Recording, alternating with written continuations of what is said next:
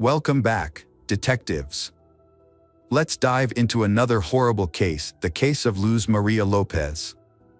Luz María López was born on March 17, 1995, in San Cristobal Verapaz, a small town, to a modest family.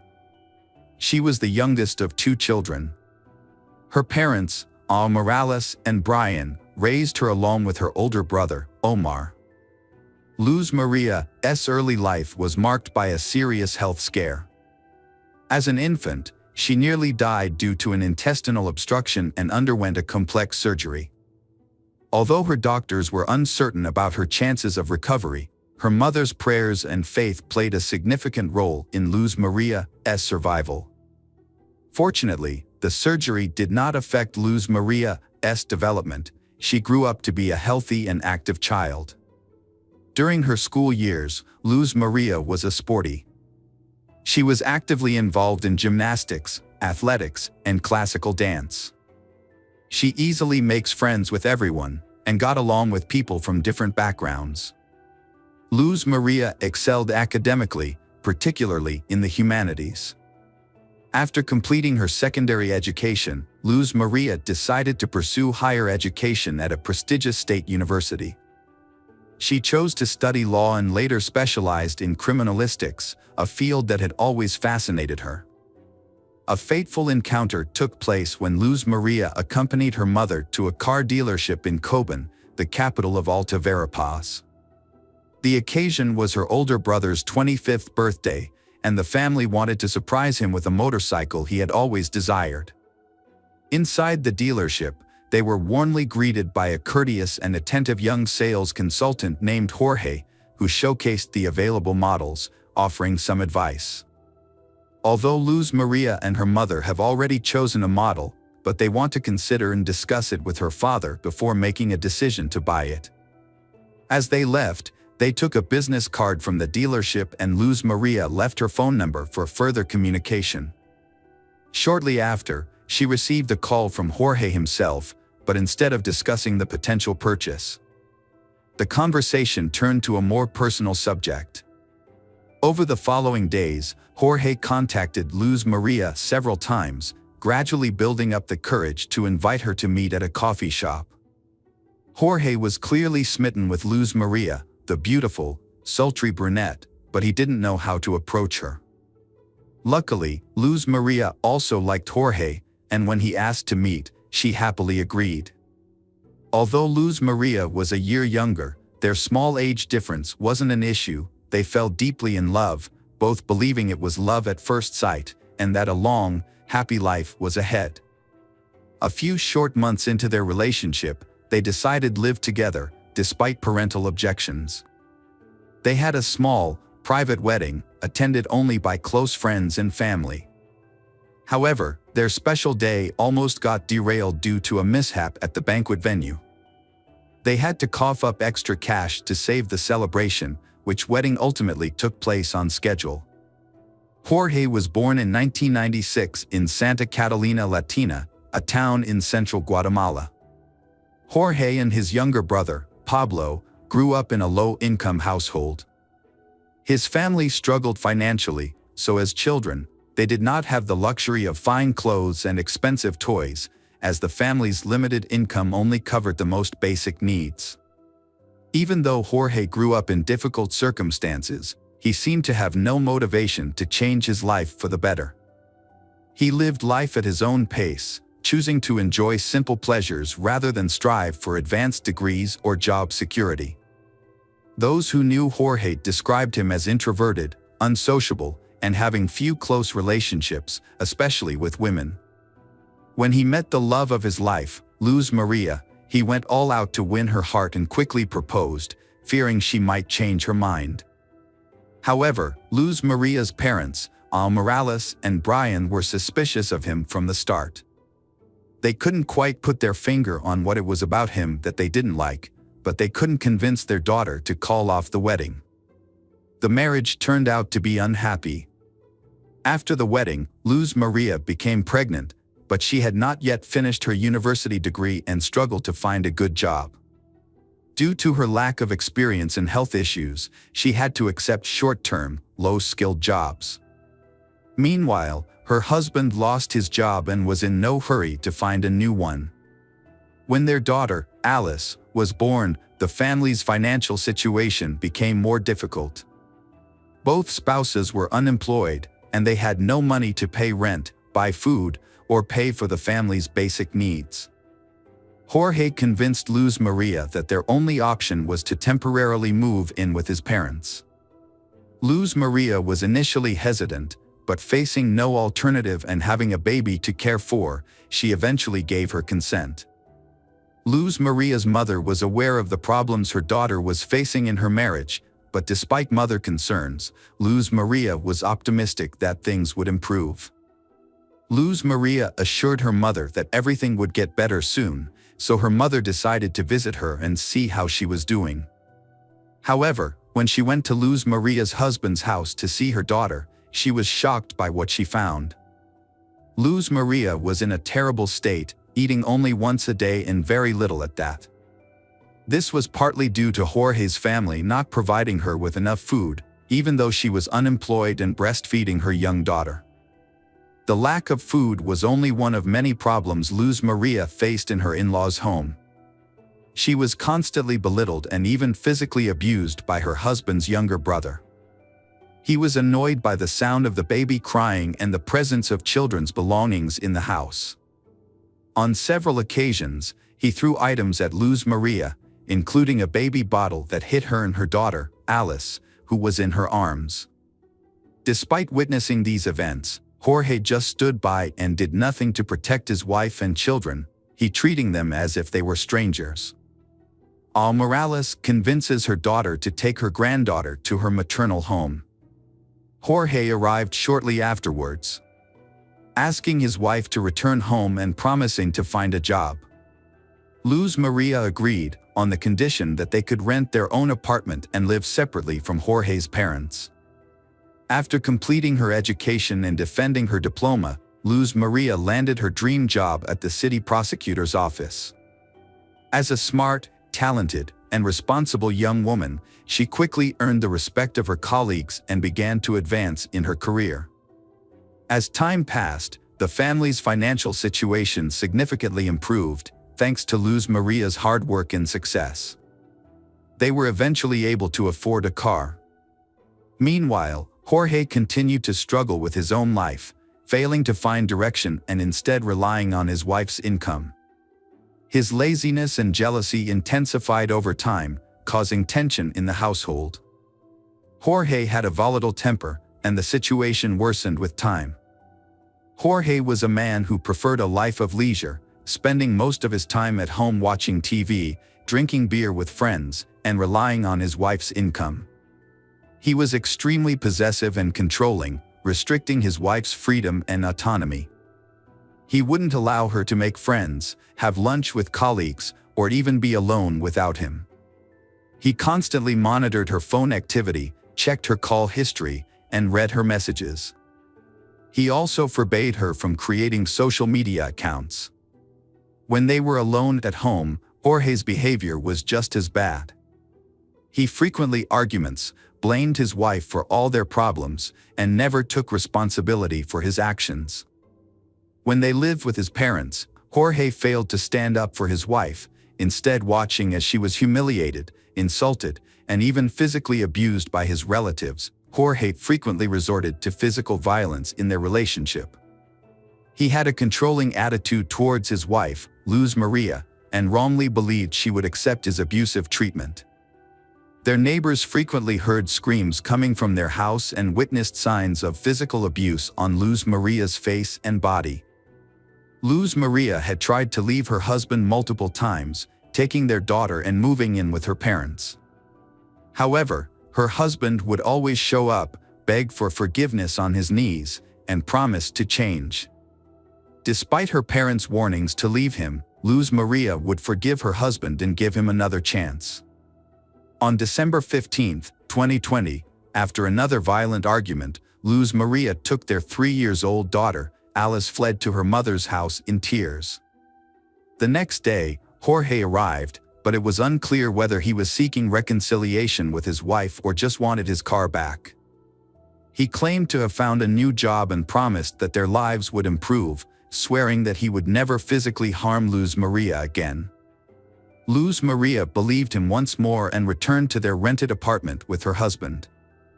In January 2021, Jorge failed to get a job as promised and stole the money Luz María had earned, leaving their family with nothing. Luz María called her mother to complain, and her mother agreed to meet with her to give her some money until she received her next salary. However, on January 19th, Luz María failed to show up and was unreachable by phone, which was unusual for her. Concerned for her daughter's well-being, Morales went to Luz María's workplace the next day and found that she had not shown up for 2 consecutive days and had not been in contact with anyone. Around the same time, Jorge was also looking for Luz María. He went to the prosecutor's office claiming they had a fight and assuming she had gone to her mother's house. However, Morales suspected that he was lying and immediately went to the police to report Luz María missing. That same day, a nationwide alert system was launched under the codename Isabel Claudina. This system was originally designed to facilitate urgent searches for missing young women. When the massive search began, her husband, Jorge, was immediately identified as the lead suspect. In fact, he was the only suspect. Luz María had no enemies, and there was no reason to believe she had been kidnapped. The last person to see her alive was Jorge himself. Jorge denied any involvement in Luz María's disappearance, claiming he had been searching for her and was outraged to be considered a suspect. Jorge's story had several holes in it, and he couldn't give a clear reason for not telling the police about his wife's disappearance on the same day it happened. If Jorge thought Luz María was at her mother's house, it wasn't clear why he didn't call or visit her there. On January 22nd, municipal workers stumbled upon the body of Luz María López while responding to a clogged storm drain near the road. When they lifted the grate, they found the large plastic bag containing charred human remains. The workers immediately reported the discovery to the police, suspected that the body might be that of Luz María. Forensic experts confirmed that the remains belonged to she, and Luz María's parents and brother identified the body despite its severe disfigurement from fire. Notably, the body was found on the same street as the prosecutor's office where Luz María worked. Despite the body's severe burns, pathologists determined that Luz María had been severely beaten and died from asphyxia. Evidence of internal hemorrhages, fractures sustained while she was still alive, and caked blood in her nose and mouth supported this conclusion. Deep marks on her neck also indicated strangulation. At the time of the discovery of the body, no new suspects had emerged. Luz María's parents were convinced that their son-in-law, Jorge, was responsible for the brutal murder of their daughter. As a result, Jorge was immediately taken into custody, and investigators began to look into the motive behind the crime. Experts in psychology and criminal behavior were consulted to examine the relationships within the family and the marriage. During the investigation, Luz María's mother, Morales, provided an audio recording that had been sent to her anonymously by a neighbor who had witnessed their frequent arguments. The recording captured a heated argument between they, in which Luz María frantically screams and cries for help, accompanied by the faint sounds of a child crying in the background. Morales was deeply shocked and extremely upset by the news. She emphasized that if the witness had immediately contacted the police, her daughter might still be alive. The witness did not call the police or even visit the house where the screams originated. The police were unable to locate the anonymous person, which meant they could not be officially involved in the investigation. During an interview, Morales urged citizens to be vigilant and report instances of domestic violence to the police rather than simply documenting them. She believed that such actions could help save lives. The crime sparked widespread outrage, prompting thousands of people to take to the streets and demand justice for Luz María. Jorge was taken into custody, but he continued to deny his involvement, claiming he had driven his wife to work on the day she disappeared.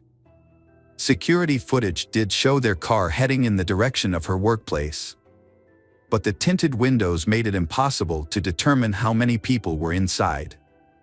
Additionally, no footage showed the car stopping or Luz María getting out. At the house they was renting, police discovered evidence of a violent incident.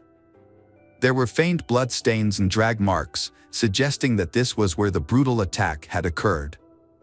Further evidence was discovered in the trunk of the family car, where microscopic fragments of burnt human flesh were found. The investigators also became interested in a recent purchase made by a double orthopedic mattress. Specifically, they were interested in the dense polyethylene wrapping that came with the mattress. A comparative analysis revealed that Jorge had used this wrapping to package the burnt remains of Luz María. Additionally, several neighbors came forward as witnesses, reporting that they had frequently heard Jorge yelling at his wife and threatening to kill her. Just days before Luz María's disappearance, Jorge had been overheard shouting that he would kill her if she tried to leave him, and that he would hide her body so well that no one would ever find it. Criminologists use collected data and witness testimony to reconstruct the events surrounding the crime. On the night of January 19, 2021, a brutal murder took place. The day before, Luz María and her husband, Jorge, had a violent argument. Jorge physically assaulted her. On this occasion, his rage escalated, causing him to strike his wife multiple times. Her screams for help were heard by the neighbors, but they failed to report the incident to the authorities. The beating left Luz María with a broken nose and a head injury. Jorge then strangled her with his bare hands. In an attempt to dispose of the body, he dragged it to the backyard, doused it with flammable liquid, and set it on fire.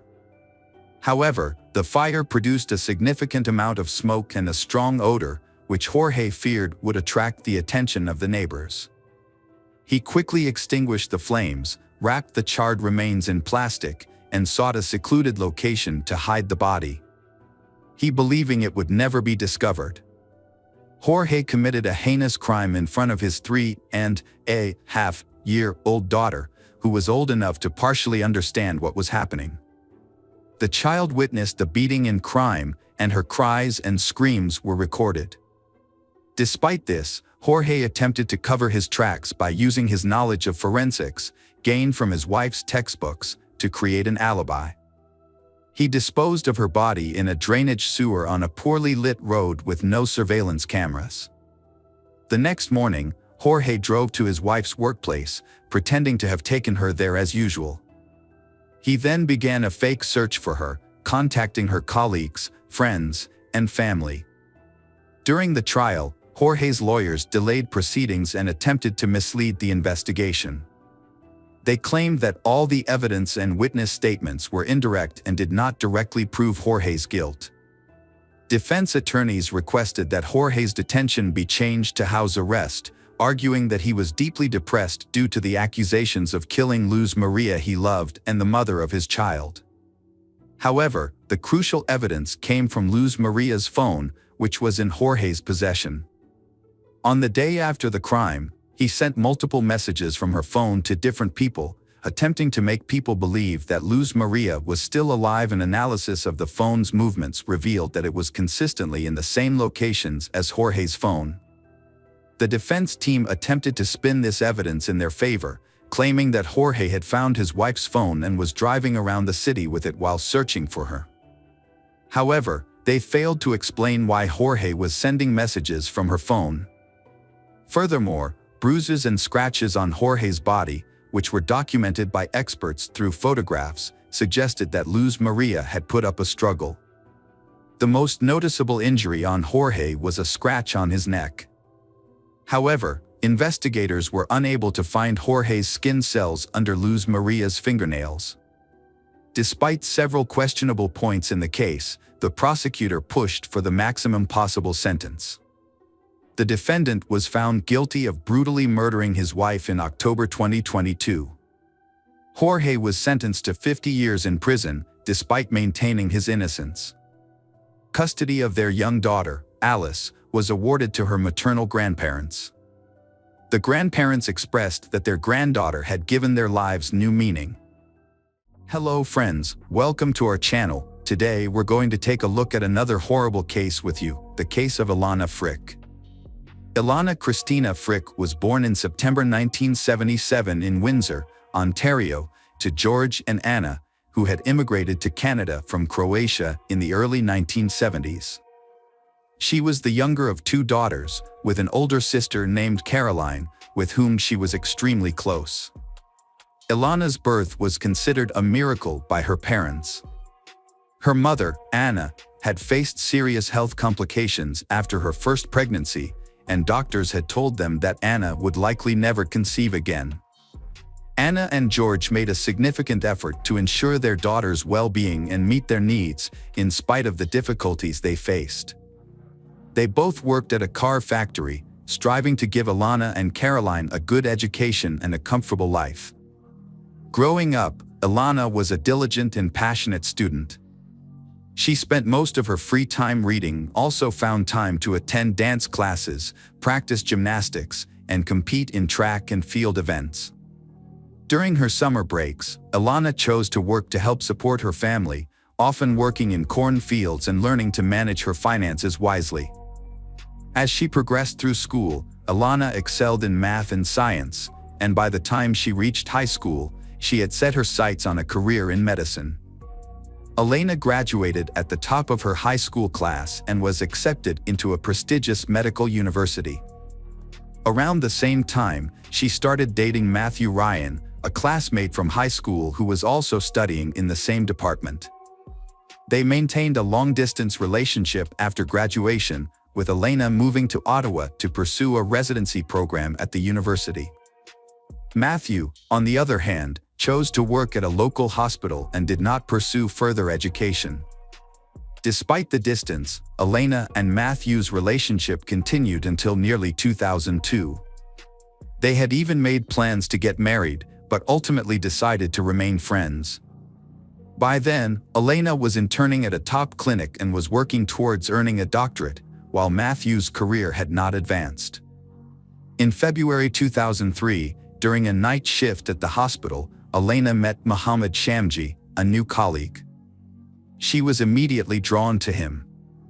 Mohammed, who was just a year older than Ilana, was a resident in the neurosurgery department and came from a family of prominent doctors. Mohammed Shamji was born and raised in Ottawa, Ontario, into a family of medical professionals. His father, Farid Shamji, was a well-known surgeon, and his mother, Edith, was a talented psychiatrist. Mohammed's older brother, Ali, also pursued a career in medicine, becoming a medical biophysicist. Both brothers attended Yale University, and later, Mohammed returned to Canada to earn his doctoral degree from the University of Western Ontario. Additionally, Mohammed had taken an interest in a blonde woman, but at first, he did not make any attempts to approach her. Ilana was immediately drawn to Mohammed, a tall, dark-skinned man, and sought to capture his attention. He eventually asked for her number and initiated contact, marking the beginning of their romance. Initially, Ilana perceived Mohammed as a reserved individual who hesitated on dates, jumped between topics, or fell silent, giving the impression of being introverted. However, it was later discovered that his behavior was not due to shyness but rather a lack of interest. Unbeknownst to Ilana, Mohammed was seeing another woman at the time and intentionally kept this a secret. When Ilana discovered she had a rival, she became resolute in her determination to be the only woman in his life.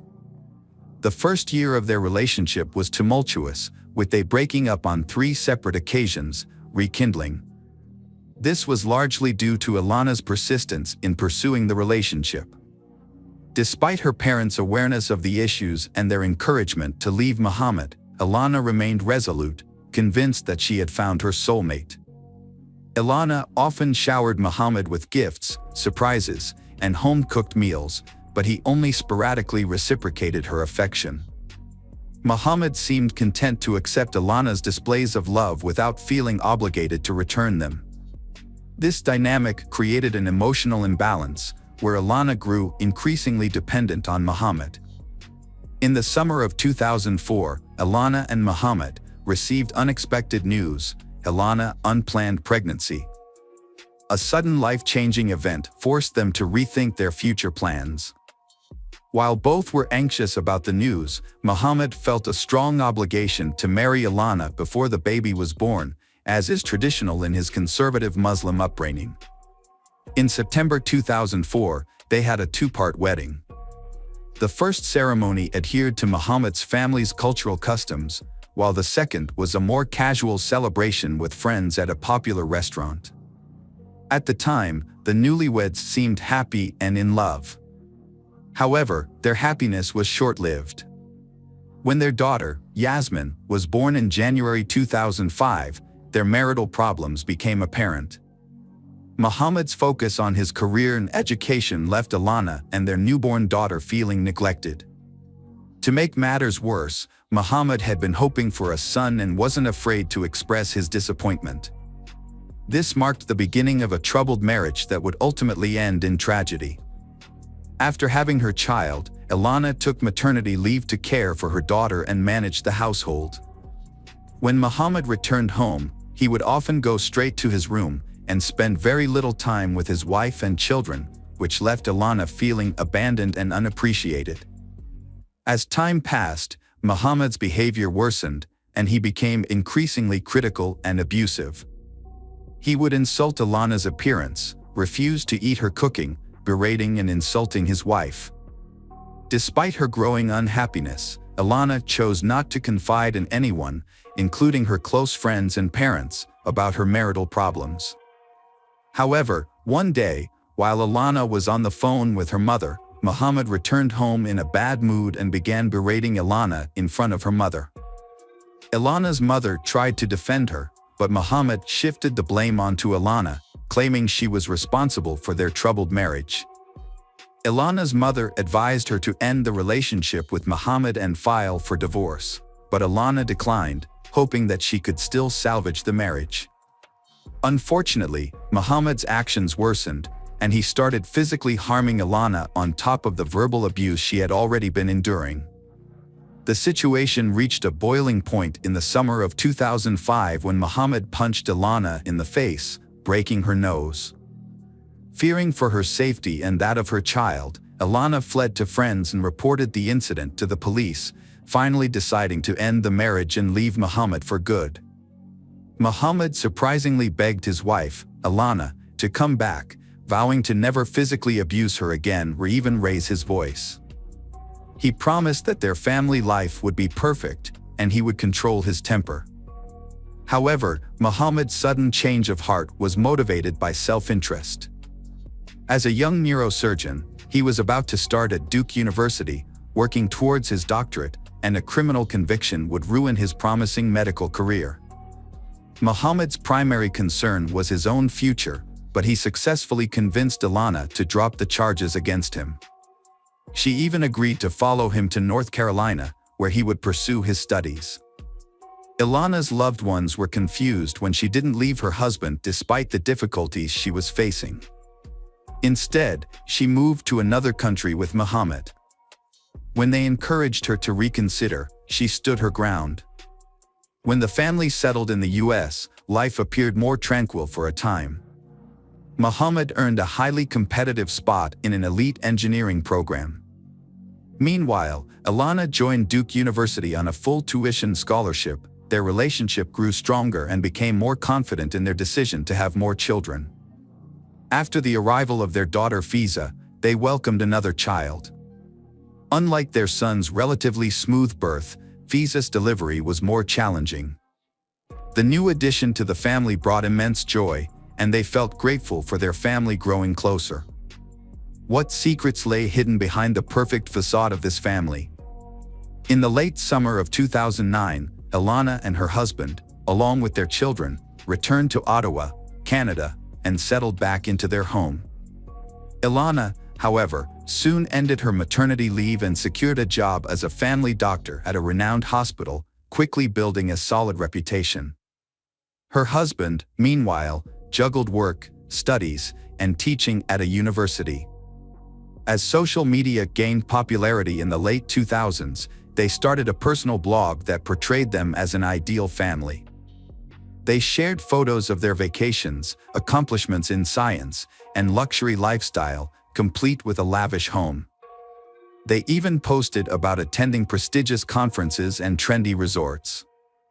To outsiders, they seemed like a happy, successful, wealthy, and deeply in love couple with no problems. However, this perfect image hid a dark reality. Behind closed doors, Muhammad continued to exert strict control over Ilana. He monitored her interactions, dictated what she wore, and even checked her email and social media accounts. He openly criticized her appearance, style, and parenting methods, leaving Ilana feeling silent and trapped. As time passed, the tension and aggression between them became stressed, with Muhammad frequently yelling at Ilana and blaming her for their arguments and discord. In 2011, a prestigious medical center in Calgary offered a talented neurosurgeon, Muhammad, a fellowship in spinal surgery. Muhammad accepted the offer and relocated to Calgary, but he had to leave his family in Ottawa because his wife, Ilana, couldn't take a leave of absence from her job for over a year. They had to manage a long-distance relationship. During one of Muhammad's visits home, their relationship faced its biggest challenge yet. While at home, Muhammad accidentally left his laptop open, and Ilana saw a message from another woman on his social media account. The content of the message implied a romantic involvement. When Ilana confronted Muhammad, he confessed to having an affair, which was a devastating blow to Ilana. Ilana's family believed that this was the final straw, and they were convinced that she wouldn't forgive Muhammad again. However, Ilana decided to give their marriage another chance. Muhammad promised to end the affair, and they decided to start fresh in Toronto, where Muhammad had secured a high-paying job. Despite this fresh start, their marital issues persisted. After their move to Toronto, Muhammad expressed his desire to have a son, and Ilana agreed to try again, hoping that a new child would bring stability to their family. In October 2013, they had a son named Marius, a long-awaited addition to their family. Despite the new baby, his behavior towards his wife remained unchanged. Over the next few years, he devoted himself to his medical career, becoming a skilled and respected neurosurgeon known for his ability to tackle complex cases that other doctors avoided. Meanwhile, the wife also advanced in her career, becoming a representative for the Ontario Medical Association. However, the tension between them began to escalate, and his behavior towards his wife became increasingly aggressive. He went beyond verbal abuse, resorting to physical violence against her. During a family ski trip, the wife suffered a deep cut on her arm that required stitches, as well as other injuries. She initially claimed that the injuries were a result of a skiing accident. However, she later confided in her best friend that the injuries were actually inflicted by her husband. Following another heated argument over his latest infidelity, Ilana discovered that her husband, Muhammad, was having an affair with a colleague. After overhearing a suspicious phone conversation, Ilana confronted him, which led to a violent outburst, and he physically abused her. A friend, who was aware of the situation, advised Ilana to end her marriage, but she refused. Her friend jokingly suggested that Ilana should retaliate by having an affair of her own. Although the suggestion was made in jest, Ilana might have considered it a viable option to get back at her unfaithful husband. During the summer of 2016, their relationship continued to deteriorate. Their children were away at camp or staying with their grandparents, leaving Ilana and Muhammad to face their marital problems alone. In a surprising turn of events, they celebrated their 12th wedding anniversary in early September, even sharing the news on social media. However, their happiness was short-lived, as they began discussing divorce just a week later. Despite his marital transgressions, Muhammad refused to acknowledge his actions as grounds for divorce, claiming that he was happy with his current situation. On the other hand, a desperate Alana initiated an affair with a co-worker who had been flirting with her, escalating their relationship turmoil. Elena found herself swept up in a new romance, feeling cherished and adored by her partner.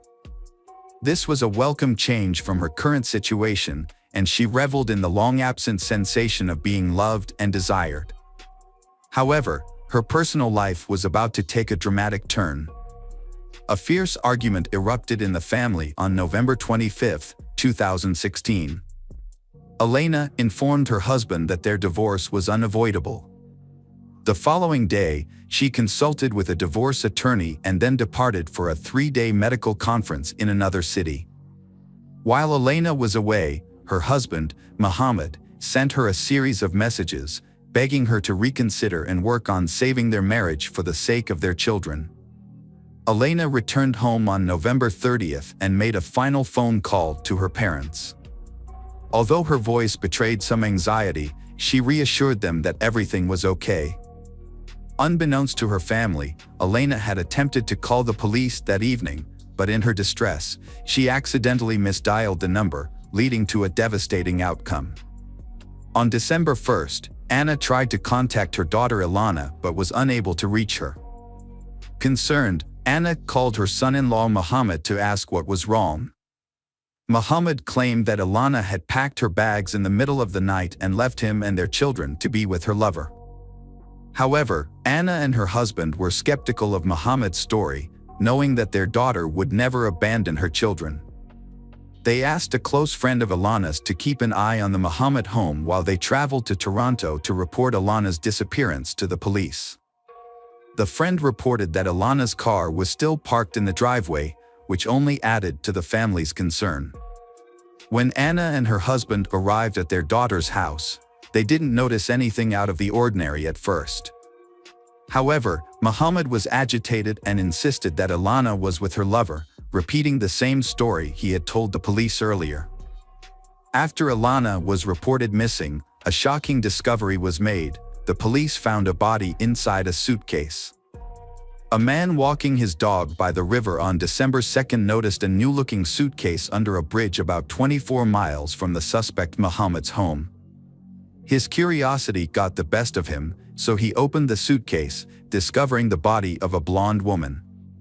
The police were immediately notified, and the body was taken to the medical examiner for identification and analysis. Fortunately, identifying the owner of the suitcase was not difficult because the perpetrator had left the luggage tag attached, which still had her name and travel information from her recent trip. Her parents confirmed the identity as Ilana. An autopsy revealed her cause of death to be mechanical asphyxiation and a broken neck. Additionally, her body showed signs of abuse with multiple bruises and abrasions. Notably, the victim was found dressed in pajamas with no shoes. Considering the victim's position in clothes, it appears she was placed inside the suitcase immediately after her death. The investigation led to the suspect's arrest later that evening at a coffee shop. Evidence indicated he was planning to leave the country. A lawyer accompanied the suspect during his meeting at the time of arrest. However, law enforcement thwarted the escape. Subsequently, Muhammad, the prime witness turned suspect, was arrested, formally charging him with Ilana's first-degree murder. Muhammad denied any involvement in the incident, but a disturbing detail soon came to light. Their 12-year-old daughter, Yasmin, had unintentionally witnessed her mother's murder. Yasmin reported hearing screams and noise coming from her parents' room, prompting her to rush there. She opened the door slightly and saw her father kneeling behind the bed, while her mother was likely on the floor, out of her sight. Muhammad ordered Yasmin to leave the room immediately, shut the door, and go back to bed. The next morning, he told his daughters that their mother had left. Despite her young age, Yasmin sensed that something terrible had occurred, but she couldn't fathom that her father was responsible for her mother's death. To avoid putting his daughter through the trauma of testifying in court, the accused confessed to the crime. He recounted the events of that fateful evening, stating that he and his wife had argued over her alleged infidelity and desire for a divorce. Muhammad claimed that he didn't intend to harm his wife, but the situation escalated rapidly. The argument turned violent, and when his wife tried to call the police, he knocked the phone out of her hand. She began screaming, and Muhammad struck her multiple times in the face before pinning her to the floor and strangling her with his hands. Muhammad's daughter entered the room, but couldn't see what had happened behind the bed. By the time Muhammad realized his wife was not breathing, it was too late. In a desperate attempt to revive her, he made a fatal mistake, breaking her neck. Panicked, he placed her body in a large suitcase and drove around for hours, unsure of what to do. Eventually, he stopped at a small bridge over a river and threw the suitcase into the water, hoping the current would carry it away. However, the suitcase got stuck against the bridge's foundation, hidden in the darkness. During the trial of the surgeon, a scandal emerged involving his father, Ferd Shamji. The elderly man made derogatory comments about his deceased daughter-in-law, trying to justify his son's actions by claiming she had been unfaithful and provoked him. As a result, his medical license was revoked. Muhammad was found guilty of second-degree murder in April 2019 and sentenced to life imprisonment. However, he may be eligible for parole in 14 years, considering the time he served during the trial. This means he could be released as early as 2030. Additionally, Muhammad was prohibited from contacting his children or his wife's parents and was ordered to pay them a substantial amount of compensation.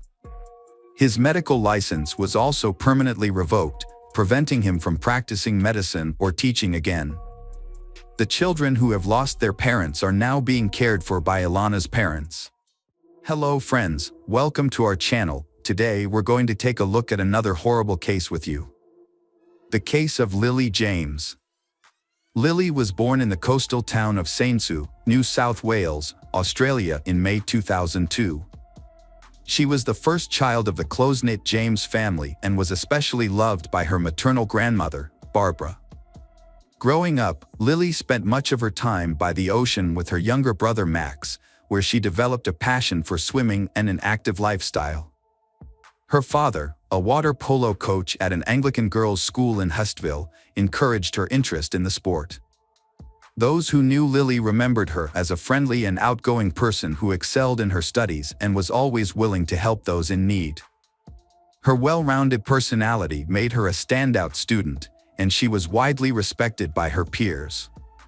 With her impressive talent and dedication, Lily succeeded in multiple areas, including academia, sports, and community service. She was also an accomplished performer, participating in her school's theater and dance club. Eventually, Lily's talents caught the attention of organizers from the prestigious Woodford Folk Festival, one of Australia's largest annual events, attracting over 125,000 attendees from around the world. As part of the celebrations, Lily performed a unique monologue from William Shakespeare's Macbeth. Her performance showcased her impressive skills, charisma, and stage presence, earning her a standing ovation and the jury's approval. She achieved second place in the theater category, a remarkable achievement that earned her recognition and a significant prize. In 2018, Lily achieved another milestone when she passed her beginner's driving test. Her athletic talents also flourished, particularly in water polo, a sport she began competing in professionally, following in her father's footsteps. She won the title of swimming champion in the under-17 category, a feat that delighted her parents. By her final year of school, Lily had decided to pursue a career in sports, and in 2020, she enrolled at Sydney Technological University to study sports business management. A turning point in her life. In early 2021, she started a new chapter. To break up her college routine and gain teaching experience, she took a job as a water polo coach at St. Andrew's Cathedral School. Her youthful energy, vibrant personality, and passion for sports quickly won over her colleagues, the school administration, and the students she was coaching.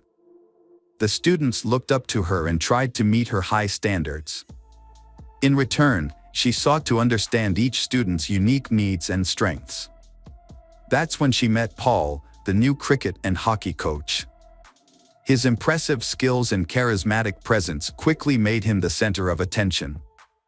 As a part-time teacher at another school and a member of the University of New South Wales hockey team, Paul was a driven and accomplished young man. He was particularly popular among the female students and staff. However, opinions about him were divided. Some saw him as arrogant and stubborn, while others appreciated his positive qualities. Initially, Lily and Paul's interactions were friendly but brief, limited to exchanging greetings. Over time, their relationship evolved into something more. Lily's friends reported that Paul asked her out on a date, and she found it difficult to say no due to his charming smile. The date had a profound impact on both of them, leading to a decision to meet again. As Lily got to know Paul better, she began to develop feelings for him, unaware of his true nature. Her kindness and openness made her vulnerable to falling in love. Paul appeared to return her affection, frequently complimenting her, giving her flowers, and planning evenings together. They decided to keep their relationship a secret, especially from the students at school. Lily and her boyfriend, Paul, had agreed to keep their relationship private, adhering to the school's policy and Lily's personal preference for discretion. However, as time passed, rumors about their relationship began to circulate, evolving from hushed whispers to open discussions. When Lily discovered that Paul was the one who had revealed their relationship, she felt deeply hurt and betrayed. Paul's portrayal of her had also led to criticism and judgment from others, causing Lily to feel humiliated. As a result, she confronted Paul about his actions and ended their relationship. Despite Paul's subsequent attempts to apologize and reconcile, Lily remained resolute in her decision. She took some comfort in the fact that their relationship had been brief, allowing her to see Paul's true nature before things escalated further. Paul was born in 1999 in the Netherlands to a wealthy and influential family. When his father's job required a relocation to Australia in 2015, Paul and his family made the move. As an only child, Paul received excessive attention and care from his parents, which significantly contributed to his character development. Unfortunately, this upbringing led to Paul growing up with an entitled and self-centered attitude. Paul was a high-achieving student who excelled academically, athletically, and was physically fit. After moving to a new location, he attended St. Andrew's Cathedral School, where he joined the cricket team and quickly gained recognition and respect from his peers for his exceptional skills. He eventually became the team captain and actively participated in organizing extracurricular activities and festivals. While he was well-liked by many, particularly they who found him charming, some of his male peers were put off by his confidence and boasts about his ability to win over any girl. Despite this, Paul's charm and charisma earned him many admirers.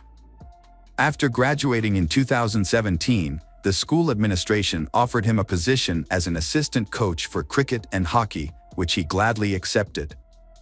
He quickly took on a leadership role and successfully managed these sections, feeling confident in his abilities. However, by early 2018, he surprisingly resigned and returned home with his family, citing unknown reasons for his departure. Back home, Paul decided to further his education and earned a master's degree in sports management. Paul had a conversation with old friends and mentioned that he had improved his coaching skills, which led to a job offer from his former employer. He returned to Australia and started working at the familiar school in early 2020. To reduce living expenses, Paul agreed to share an apartment with a friend in Kensington, a suburb of Sydney. Initially, they enjoyed each other's company, socializing after work. However, a few months later, they had a disagreement, and Paul decided to live alone. His parents, who he couldn't visit due to the pandemic, felt that Paul was lonely despite being busy and surrounded by people. They weren't aware of any romantic relationships in his life. By the summer of 2021, as Paul resumed his regular activities, people began to notice a change in his behavior and personality. He picked up where he left off in the sports world, regaining his status as a key player on the hockey team and continuing his active lifestyle, even featuring in promotional advertisements.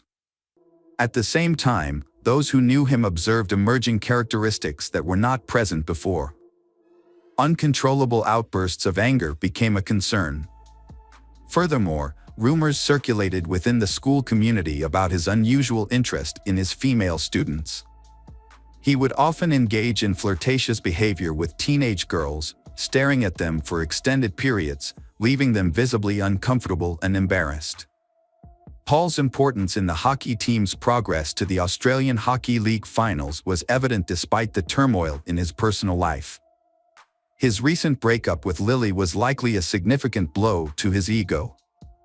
Unexpected, on October 26, 2023, at approximately 4:30 a.m., the principal of St. Andrew's Cathedral School in central Sydney sent an email to students and parents announcing the school's closure until the end of the week due to a critical incident.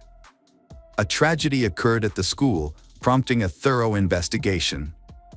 On Thursday and Friday, a 24-hour consultation center was established in the school library to support those affected. Forensic teams meticulously searched the school building and surrounding area, gathering evidence. The gym was closed off, and the adjacent shower area was scheduled for demolition due to the disturbing discovery made there. The incident began to unfold when the body of a 20-year-old woman was found in the shower around midnight. She had been seen alive just hours earlier. The water polo coach had entered the shower but never emerged. Surveillance footage revealed that someone had followed her around 8 p.m., but the pursuer left the area alone, heading towards the school exit. A family member was later asked to identify the body due to severe facial damage. The victim was identified as Lily James. As the police delved deeper into the case, surveillance footage played a crucial role, and the prime suspect, a young man, was caught on camera multiple times. Investigations were launched into Paul and Lily's cell phone records, helping police track the suspect's last known location using GPS. They also sought to recover the victim's phone, hoping to uncover evidence through text messages that could shed light on the events leading up to the crime. After successfully locating the devices, the police reconstructed the sequence of events, revealing that Paul had purchased a hammer from a hardware store just days before the crime. It seemed he was consumed by anger toward the victim and had planned a confrontation. On the morning of October 25, Lily followed her routine, attending the university and then heading to her job in the afternoon. Unbeknownst to her, her ex-boyfriend had other plans. Paul rented a silver Lexus and drove to the school, avoiding the building since he had no classes scheduled. He waited in the car, patiently biding his time. Once the students cleared out, he walked into the gym, concealing a hammer under his jacket to avoid drawing attention. From this vantage point, Paul observed Lily's movements, lying in wait for the perfect moment to strike. When Lily finished her training session and decided to take a shower, Paul saw his chance and followed her.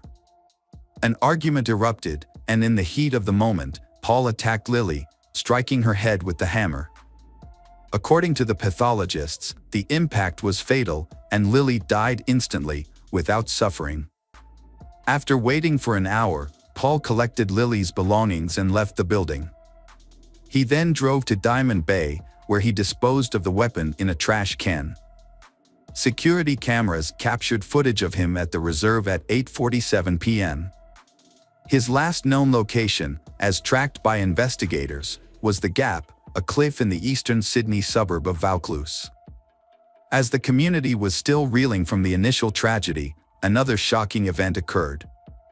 On October 27th, at 8 a.m., shopkeepers at Diamond Bay Reserve in Sydney's eastern suburbs made a disturbing discovery. A man's body was found just 11 miles away from the site of the first crime. A rescue team, including a bomb squad and Marine Corps personnel, was formed to retrieve the body. The body was recovered at 3:30 p.m. and taken for identification. Due to severe injuries, fingerprints were used to identify the individual.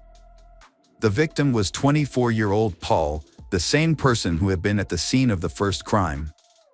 The investigation team faced a significant challenge in establishing a connection between the fatal incidents and uncovering the circumstances surrounding the events. The Gap is a notorious location with a history of suicides.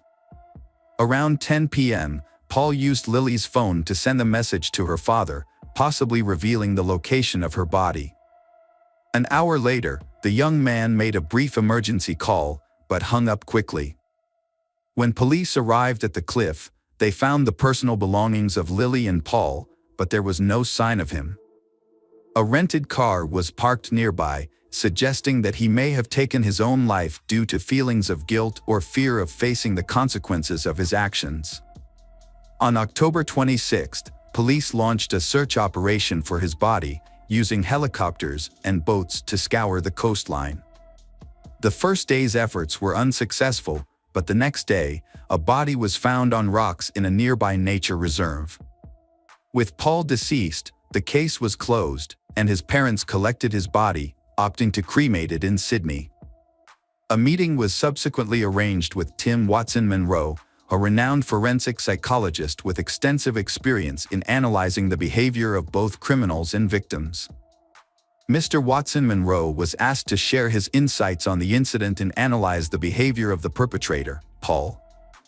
According to Mr. Watson-Monro, Paul's actions were characteristic of individuals with an inflated sense of self-importance who struggle to accept rejection.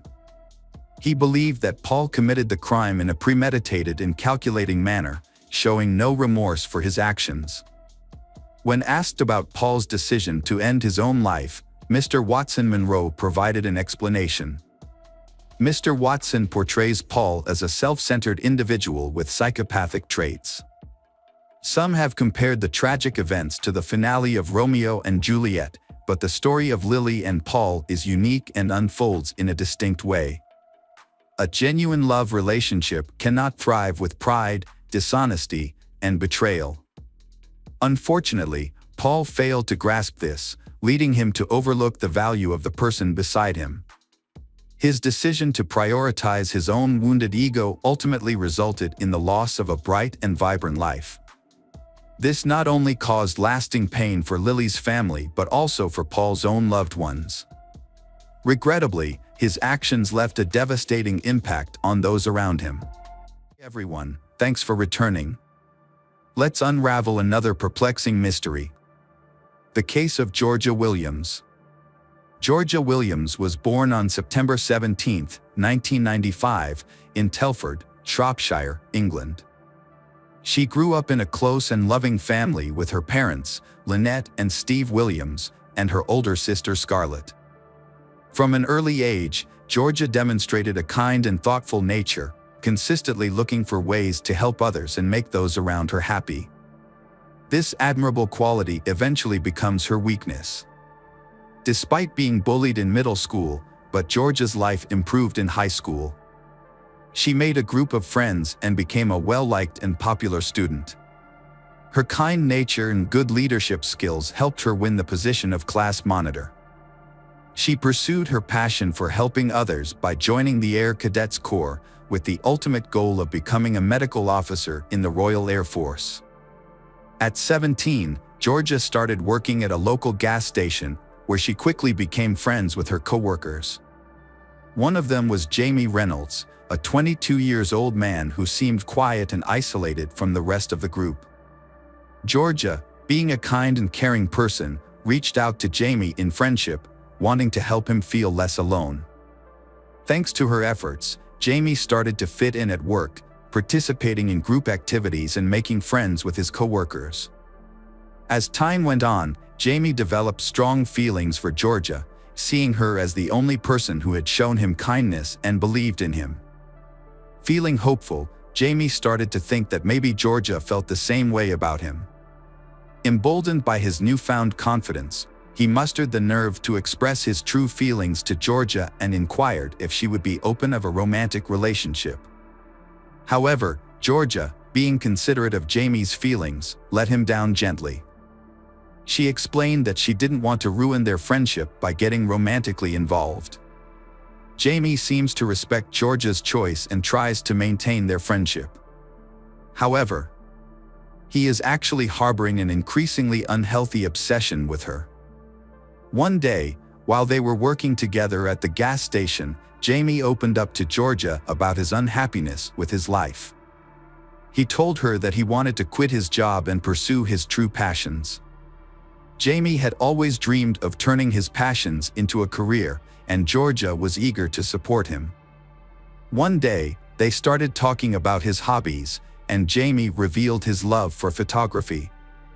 Georgia saw an opportunity and encouraged Jamie to pursue it as a career. Excited about the idea, Jamie asked Georgia to help him create a professional portfolio and asked if she would be his first model. Georgia, being a good friend, agreed to help. They scheduled a photo shoot for Sunday, May 26, 2013, at Jamie's parents' house, with a few mutual friends joining in. However, as the day approached, Georgia found herself in a difficult situation. Her family was hosting a barbecue, and her grandparents, whom she hadn't seen in a long time, would be attending. Georgia thought about canceling the photo shoot at the last minute, but she didn't want to let Jamie down. She decided to keep her commitment and assured her family that she would only be a short drive away.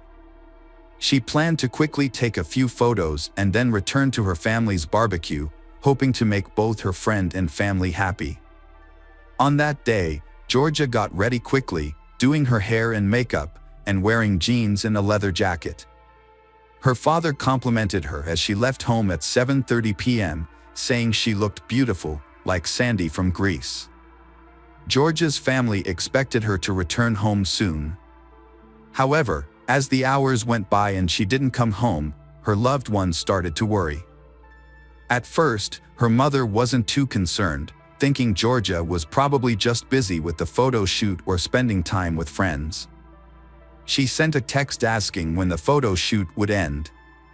Georgia replied, saying it had already ended and that she was with friends and might be home late.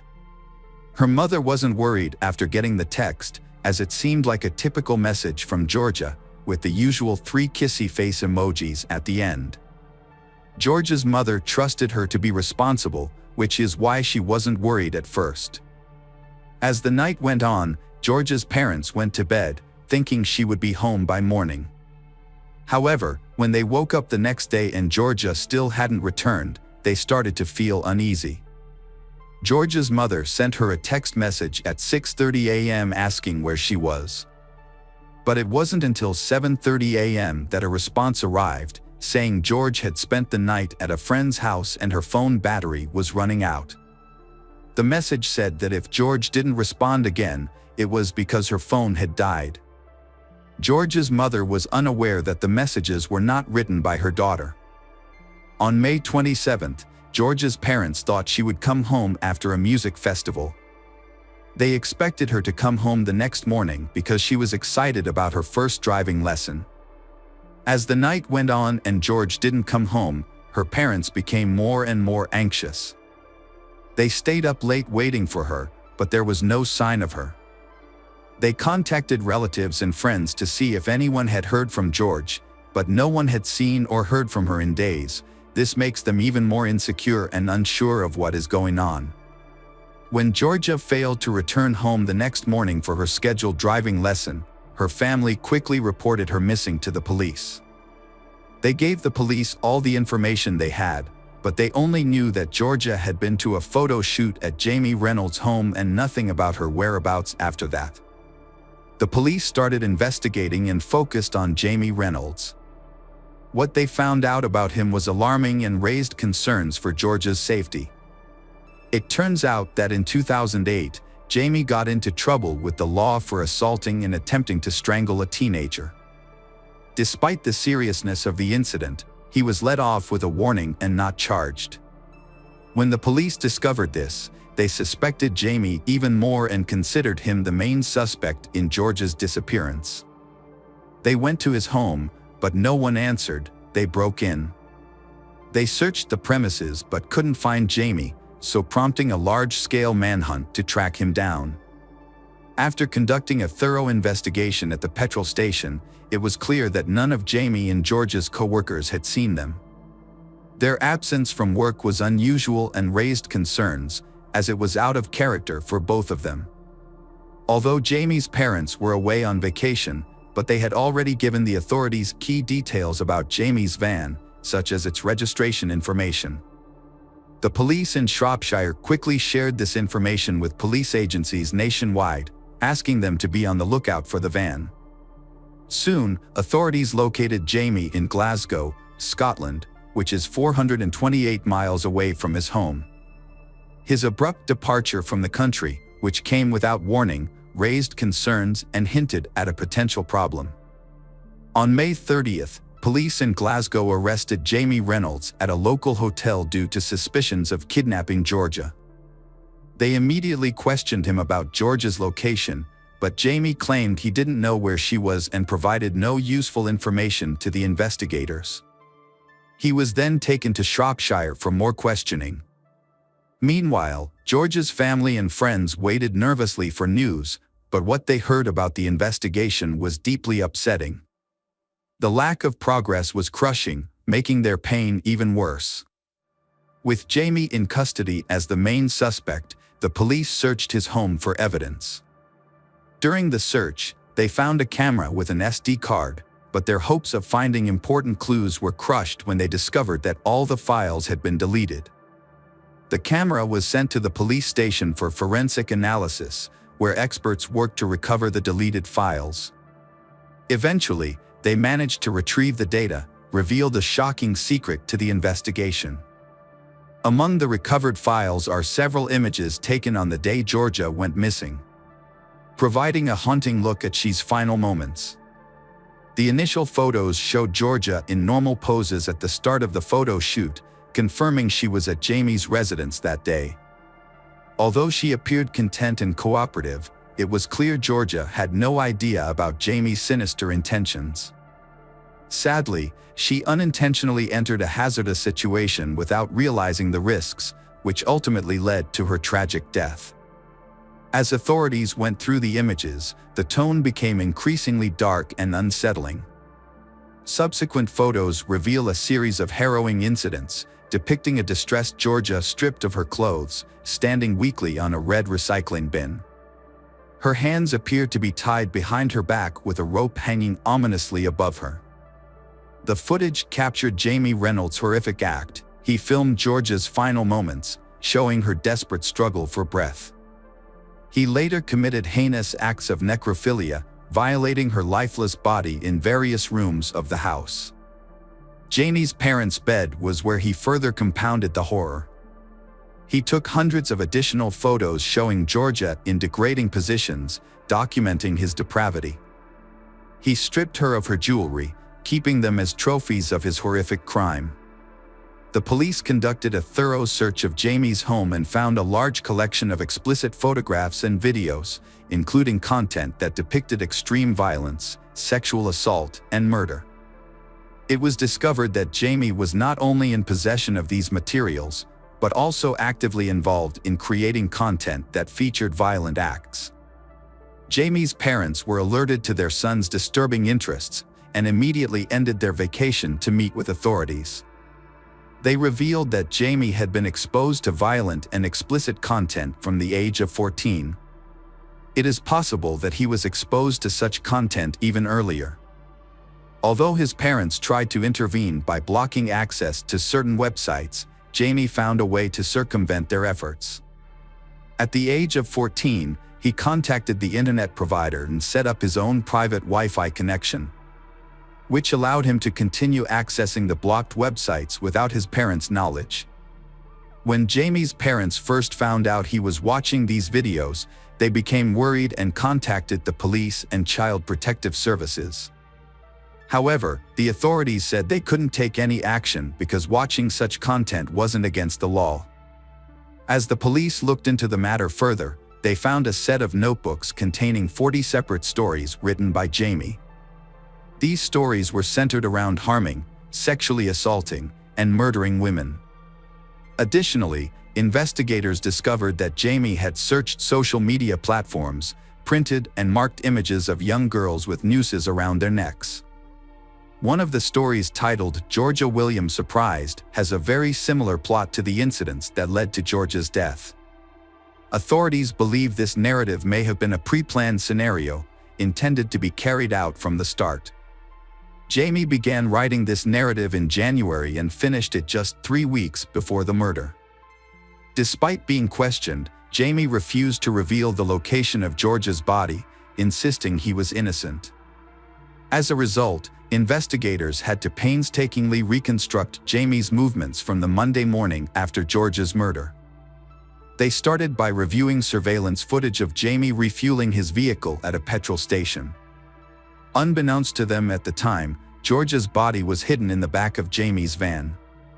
After refueling, Jamie drove 60 miles to a movie theater, leaving Georgia's body in the van parked in the theater's lot. He then went inside to watch a movie. However, police lost track of Jamie after he left the theater and issued a public appeal for help finding him. The appeal was successful, with people reporting sightings of Jamie's van near the New York G Mountain Pass. The area, with its dense woods and muddy terrain, was where Jamie tried to evade capture. Locals remembered Jamie in his van, especially after it got stuck in the mud, and Good Samaritans helped him get it out.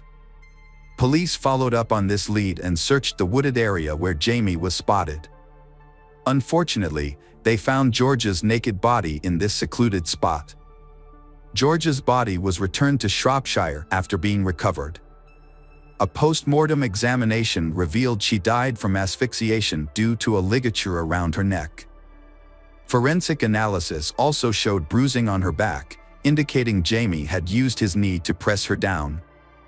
Initially, Jamie denied any involvement in Georgia's murder, but on the first day of his trial in December 2013, he suddenly stood up and pleaded guilty to all charges. During the trial, Georgia's father gave a heartfelt address to the court. They had to endure the pain for a long time as they witnessed their daughter's body lying motionless in the hospital's rest house, a traumatic experience that haunted both him and his wife. The trial also uncovered Jamie's previous run-ins with the law. In 2008, he received a warning from a judge for keeping a 1-year-old girl captive in his home. A disturbing incident foreshadowing Georgia's tragic death. In 2011, Jamie was criticized for recklessly backing his car into a girl's vehicle. This incident occurred after the girl had turned down his romantic advances. Although the case was eventually closed, Judge Mr. Justice Wilkie expressed serious concerns about Jamie's behavior, calling him a sexual deviant and warning about his potential to become a dangerous serial offender.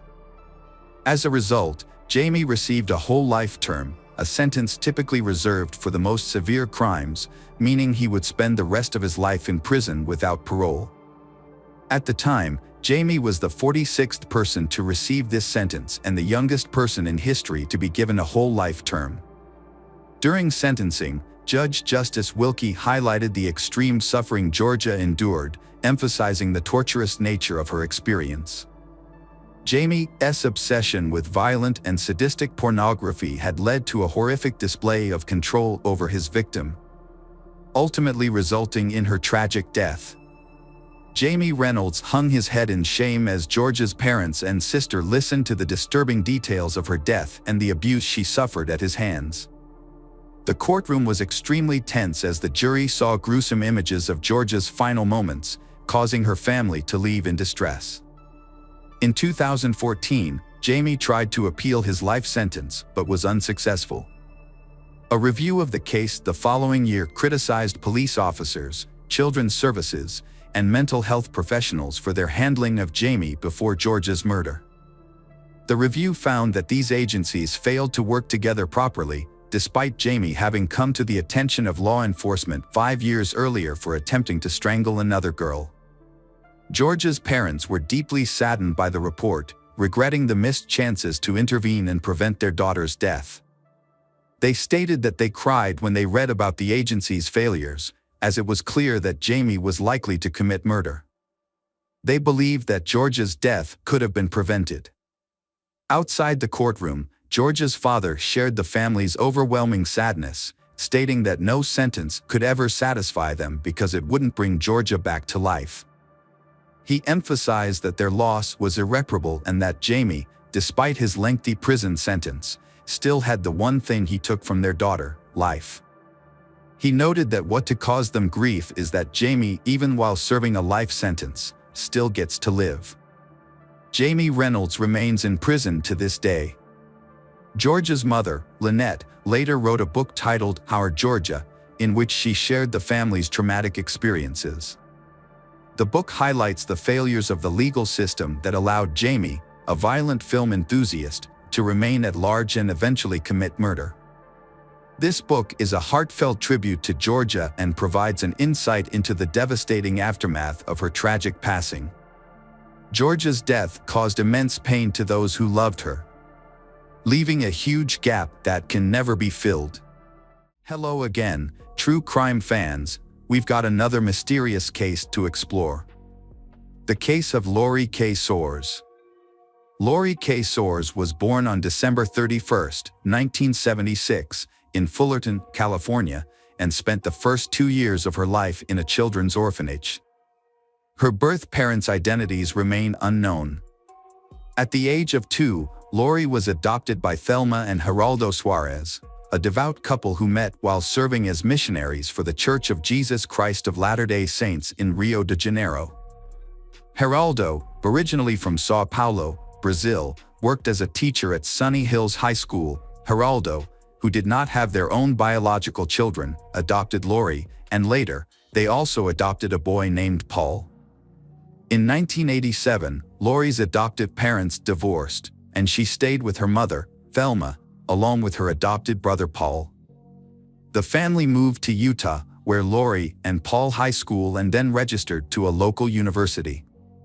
Lori grew up into a kind and dynamic young man. Lori was very close to her adopted mother Thelma. At the age of 19, Lori met Mark Douglas Hack. Born in April 1976 in North Carolina, his father, Douglas, was a famous pediatrician, and his mother, Helena, was a nurse. Mark's brother, Scotty and Lance, also pursued a successful career in science. Mark is pursuing a career in medicine, following his family's footsteps. Mark is very thoughtful. Lori loved Mark at first sight. After 5 years of love, Lori and Mark were married. They settled in a small house in Salt Lake City, Utah. At that time, Lori graduated and was an assistant director of a senior at a large company with a good salary. Mark, who has just graduated from the University of Utah with a psychology and attended medical school in North Carolina, where he and his wife will move in the summer of 2004. In June 2004, Lori became pregnant with their first child. The couple was overjoyed and happy. Lori was transferred to the company's North Carolina branch, and Mark, who had graduated from medical school, was expected to work as a physician at a major medical center. On July 19, 2004, Lori disappeared. Mark was worried when Lori did not return home after her normal morning exercise at the local park. Initially, Mark said that Lori drove directly to the office to work. After calling to work and knowing that Lori was absent, Mark immediately called the police and reported the situation. The police listened to Mark's story and explained to him that the missing and adult search would be started after 24 hours of disappearance. Not wanting to wait, Mark was planning to start looking for Lori. Mark walked to the park that Lori jogged that day and saw her car parked at the edge of the neighborhood, but she disappeared. Later, Mark returned home and started calling friends, relatives, and colleagues, trying to determine the last time people saw or talked to Lori. Unfortunately, Lori did not contact anyone. The news of Lori's disappearance has been spread widely. Before the police participated in searching efforts, hundreds of people, including relatives, friends, and strangers heard about the case, began to search for Lori. They also distributed leaflets with photos of Lori. By July 20th, when Lori's disappearance was officially reported, the story has attracted significant attention from the media. A press conference in the city of Salt Lake was held, where Mark called for the help of the public. Mark cried and begged anyone with information about Lori. In the evening, about 1,000 people participated in the search. The police investigation led them to Lori's car, but when checked, they could not find any evidence or clues in the car. However, the police have noticed something unusual, which is the position of the driver's seat. The fact is that Lori is quite small, but the chair is moved back so much that it can fit an adult man, and Lori himself cannot reach the pedal. Mark's home search showed an unexpected discovery: Lori's car keys were indoors. This has raised an important question, because Lori parked a car near the park and did not return home. The appearance of the indoor key immediately showed Mark related to the disappearance of Lori's disappearance. However, Mark explained that when he found the car, the key was still in the car and he took home. Although this new discovery was not enough to arrest Mark, Mark was listed by the police in the list of potential suspects in Lori's disappearance. One day after Lori was reported missing, the police received a report that Mark was seen running naked and not awake on the street, concerned about Mark's mental health. A medical group from a psychiatric clinic was sent to assess his situation, and many believed that the stress of his missing wife made Mark crazy. However, police suspected that Mark could be pretending to lose his mind to avoid responsibility. Police asked for a search for Mark and Lori's house. While Mark is being evaluated at the psychiatric department, the police have found worrying evidence. Evidence was discovered in the bedroom. The police found the blood stain was washed in Mark's bedroom, and the bloody bed sheet. At the same time, a completely new spring mattress lying on the bed, the receipt of buying the mattress found in the bedside cabinet. Considered by the date and time on the receipt, the mattress was bought on the morning of July 19th, according to Mark's words. At that time, Mark was going to the park to find his wife. In addition, under the closet, the police found a kitchen knife with dry blood stains. In the living room, police found an envelope. Inside the envelope is a letter written by Lori. In the letter, she made the decision to end their relationship due to Mark's unfaithfulness during the marriage, which made Lori lose faith in Mark.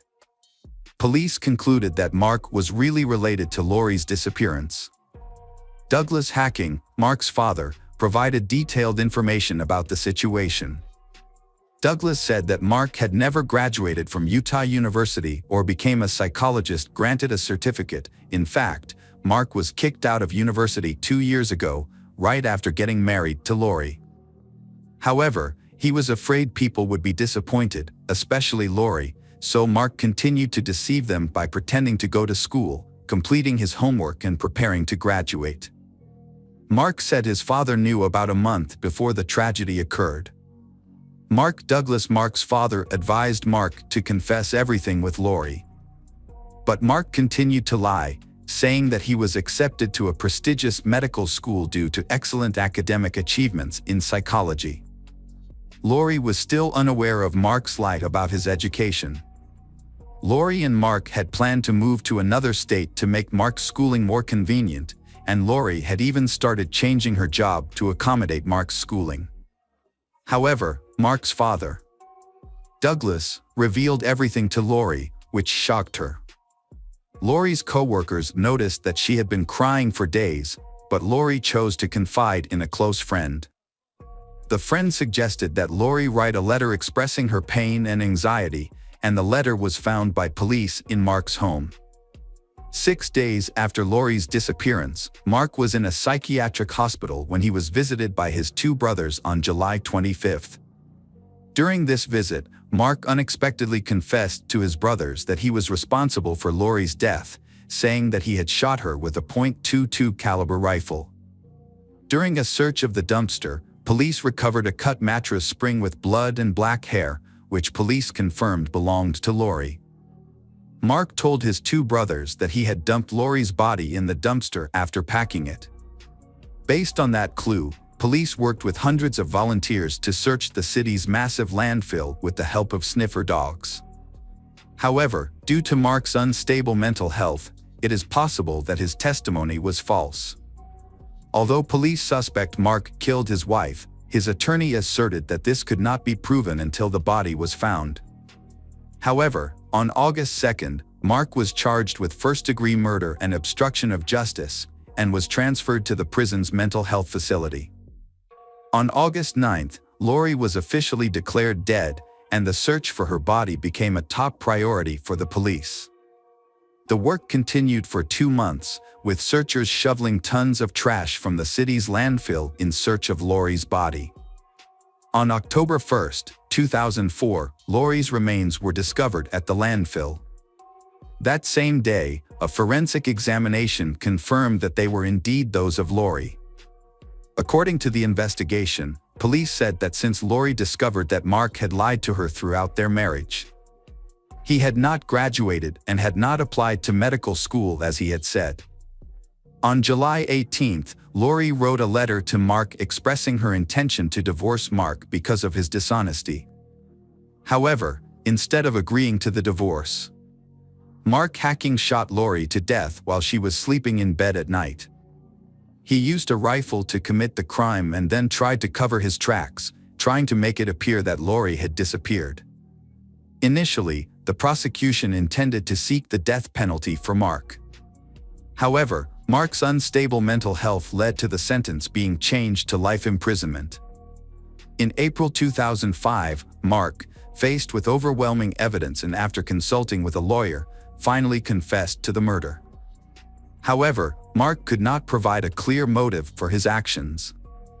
He broke down in tears, saying that Lori was the best thing that had ever happened to him and that he was disillusioned by losing her. According to his account, on the night of the murder, Mark lost control, grabbed a gun and shot Lori while she was sleeping. Mark attributed his mental instability to the pressure from his family to achieve high academic results and excel in all areas. After dropping out of college, he felt ashamed of not meeting other people's expectations. On June 6, 2005, Mark was convicted of first-degree murder and sentenced to life in prison, with the opportunity to apply for parole after 2035. All of Mark's appeals and those filed by his attorney were ultimately rejected. Welcome back, mystery lovers. Today's case is going to keep you on the edge of your seat. The case of Rhonda Casto. Julia Simmons lives with Stephen Nichols, a divorced stock trader, in his 3-bedroom house outside Portland, Oregon. Julia and Stephen met online while she was looking for a place to rent. Julia was impressed by Stephen's charm and kindness. While living together, Stephen met Rhonda Casto, Julia's 20-year-old daughter. Although he is 10 years older than Rhonda, Stephen was attracted to her beauty and admirable personality. Surprisingly, Rhonda also had feelings for Stephen. From there, they began a romantic relationship. As Stephen and Rhonda's relationship became more serious, they decided to live together in Stephen's apartment. During their relationship, Stephen developed a close relationship with Rhonda's family, especially with her 2 sisters, Melanie and Tessa.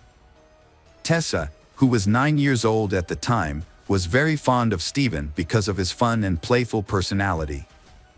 As the years passed, Stephen and Rhonda lived together but were not married.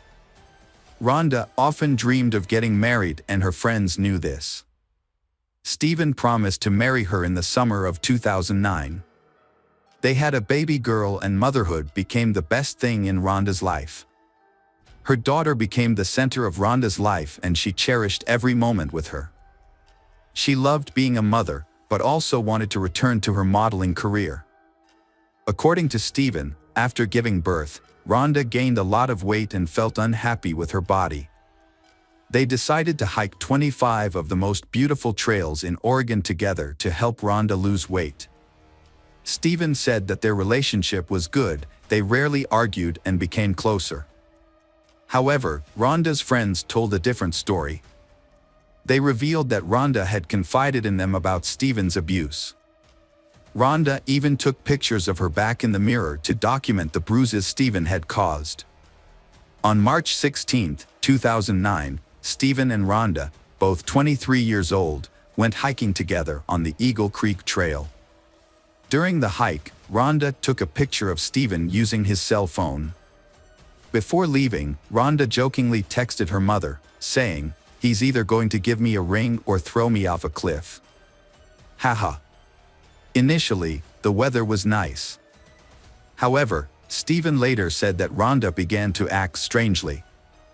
According to Stephen, Rhonda asked him what would happen if something happened to her and if he would take care of their daughter. He replied that of course he would. When the weather started to get worse, Stephen suggested that they go home. Stephen said that Rhonda wrapped a towel around her shoulders, called herself Superman, and ran down the narrow, slippery path. Stephen said he witnessed Rhonda slip and fall about 150 feet down the cliff on the Eagle Creek Trail. Stephen said he went down the ravine where Rhonda fell because he couldn't get a cell phone and held her body. He tried to call 911 but got no signal, so he left Rhonda and walked to the trailhead to contact rescuers. Rescuers then took Rhonda's body away. Rhonda's family claimed that Stephen showed no emotion at the funeral, but Stephen denied this and said that he cried a lot. He explained that when he was really sad, he would pull away from people and want to be alone. Immediately after Rhonda's death, Stephen quickly packed up his and his daughter's belongings and moved to the other side of Oregon to be closer to his family. This move left Rhonda's family feeling suspicious and wondering what had happened between Stephen and Rhonda in the final moments before she died. In 2012, Stephen decided to leave the United States to live with his daughter in China. This decision marked a new turning point in the lives of both father and daughter. Stephen decided to move to Wuxi, a city about 75 miles from Shanghai. He had lived in China during his previous marriage and had developed a deep love for the country and its people. During his time in China, Stephen worked as a teacher of English to Chinese businessmen. His and Rhonda's daughter, Ava, quickly adapted to her new life. Within 2 months of moving in, she was speaking fluent Mandarin. Both Stephen and his daughter are thriving and happy in China. Stephen met and fell in love with Landy Yen. Landy and Ava formed a strong bond, with Landy taking on the role of a mother figure. Stephen appreciated how Landy had stepped in and embraced the role of a parental figure to his daughter. After a year of dating, Stephen decided to take the next step in their relationship by proposing to Landy. He was very happy when she said yes. In February 2015, Stephen and Landy returned to the United States to prepare for their wedding. They decided to have 2 wedding ceremonies, one in the United States and one in China, to accommodate both families and friends. Stephen and his daughter arrived in the United States the day before Landy. When they got off the plane in San Francisco to transfer to Oregon, Stephen was approached by police and informed that they needed to arrest him for baggage issues. Stephen had no idea that this would lead to a series of events that would change his life forever. Within minutes, the police separated Stephen from his daughter. Little did he know that while he was in China, detectives had been investigating the death of his ex-girlfriend Rhonda. The suspicious circumstances surrounding Rhonda's fall from Eagle Creek prompted them to continue their investigation, and they eventually concluded that Stephen was responsible for her death. Rhonda's mother was instrumental in keeping the investigation moving forward. She regularly contacted the detectives to keep them updated. The police arrested Stephen at the airport for Rhonda's murder and took him back to Oregon. When he was arrested, Stephen claimed that he thought he was dreaming. Stephen hoped to open his eyes and find himself back home in China with Landy. However, this was not a dream, but reality. Stephen's bail was set at $2 million. He was jailed for 14 months awaiting trial. The judge reduced Stephen's bail to $250,000, which his attorney paid, Stephen was released on bail but must wear an ankle monitor. When Rhonda's family learned of Stephen's arrest for murder, they were overjoyed that justice had finally been served. Rhonda's mother, in particular, was overcome with emotion and burst into tears upon hearing the news. Stephen's arrest brought relief and comfort to Rhonda's family, who had been grieving her loss for years. After Stephen's arrest, his legal team conducted an investigation at the Eagle Creek trailhead where Rhonda died. Their goal was to conduct tests that would prove to the court that Rhonda's death was the result of a slip and fall accident, not Stephen's pushing her. During a preliminary hearing, Rhonda's autopsy revealed that all of her injuries were below the waist. This finding became a key element of Stephen's defense strategy, providing the basis for arguing that Rhonda committed suicide, not murder. Stephen's defense argued that Rhonda's pelvic injuries were caused by the impact of her fall. They argued that the evidence showed that Rhonda fell feet first, not somersaulting, suggesting that she had been pushed. In addition to presenting evidence of Rhonda's injuries, the defense also wanted to introduce notes from her therapy sessions as additional evidence. The notes show that Rhonda was depressed but never suicidal. Rhonda also described her relationship with Stephen as lacking love. Stephen's defense attorney argued that Rhonda's depression and the way she described the relationship were signs that she was suicidal. They introduced this evidence to cast doubt on the claim that Stephen pushed Rhonda to cause her death. Stephen also claimed that Rhonda had attempted suicide multiple times before they met. Rhonda's family denied these allegations and said Stephen was lying. They accused Stephen of blaming Rhonda for her suicide to cover up his crimes. Stephen also claimed that Rhonda had been abusing drugs since she was 12 years old. According to the medical examiner's report, Rhonda used only small amounts of marijuana and prescription medications to treat postpartum depression and anxiety. This contradicts his claim that she abused multiple substances. During the preliminary hearing for Rhonda's murder, a shocking revelation was made. Stephen, in his early 30s, had been having an affair with Rhonda's 16-year-old sister, Melanie. This came as a surprise to many due to the significant age difference between them. The prosecution argued that this inappropriate relationship may have been the motive for Stephen's murder of Rhonda. They believed that Rhonda had discovered her husband's behavior, leading to tension that may have led Stephen to kill her. After being arrested for Rhonda's murder, Stephen was indicted on 5 additional counts of sexual abuse against Rhonda's sister, Melanie Casto. Specifically, 2 counts of third-degree sexual assault and 3 counts of third-degree oral copulation. While awaiting trial for the 2005 murder, Stephen pleaded guilty to 2 counts of sexual abuse. He signed a statement admitting to having sex with Melanie Casto on 2 occasions. However, Stephen later claimed that he was coerced into confessing and that his confession was untrue. Stephen explained that he only confessed because he believed doing so would allow him to fight and have a chance to regain custody of his daughter. Stephen claimed that he wanted his daughter back and felt desperate. However, the state pointed out that the relationship between Stephen and Melanie had lasted for more than 4 years. Stephen later admitted to having sex with Rhonda's teenage sister, Melanie. The state presented evidence in the form of a text message from Rhonda to Melanie. In the text message, Rhonda called Stephen a piece of trash and accused him of using Melanie to hurt her. This occurred before the fateful hike at Eagle Creek, where Rhonda died after falling.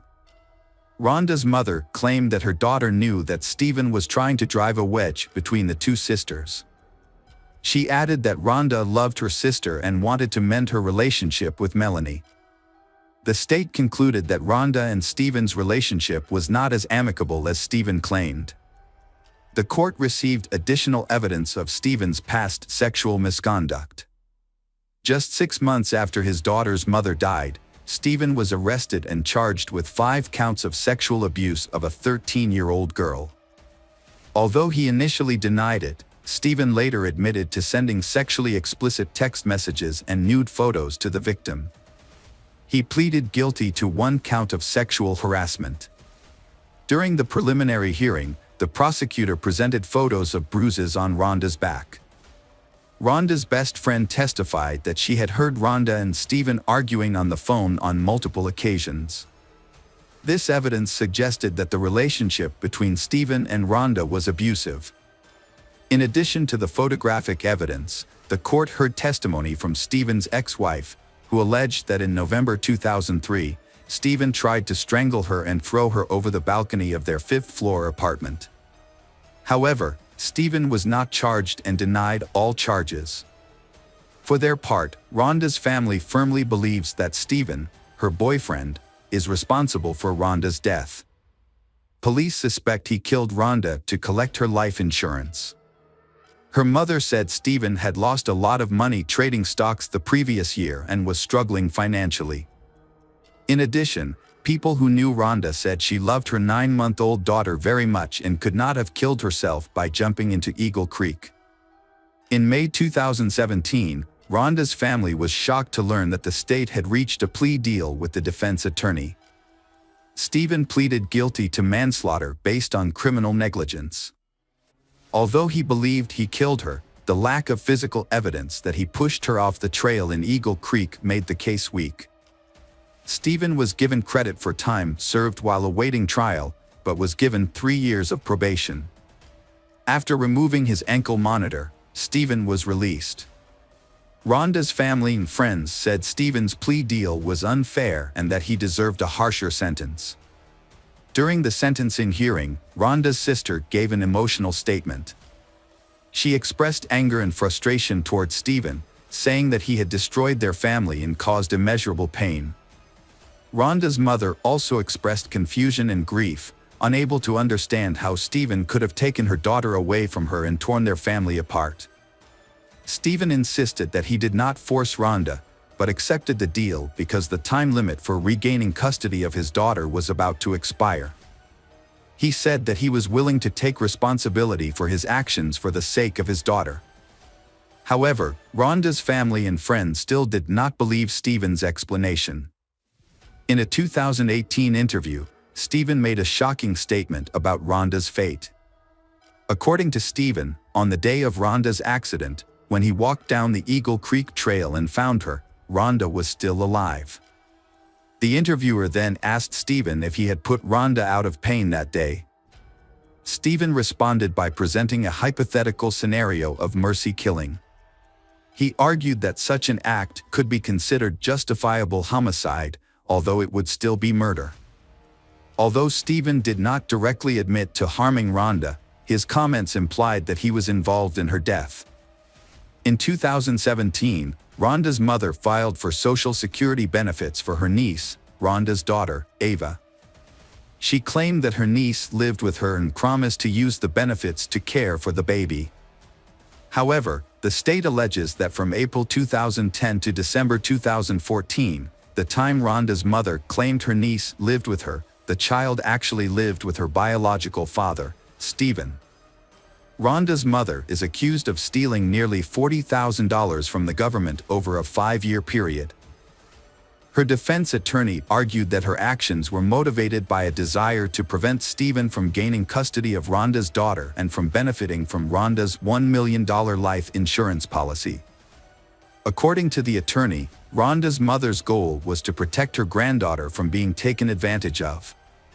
They also pointed out that she had a history of depression, which became worse after her daughter died. To cope with the pain, she used marijuana as a way to self-medicate. The defense argued that her use of the drug impaired her judgment and thinking.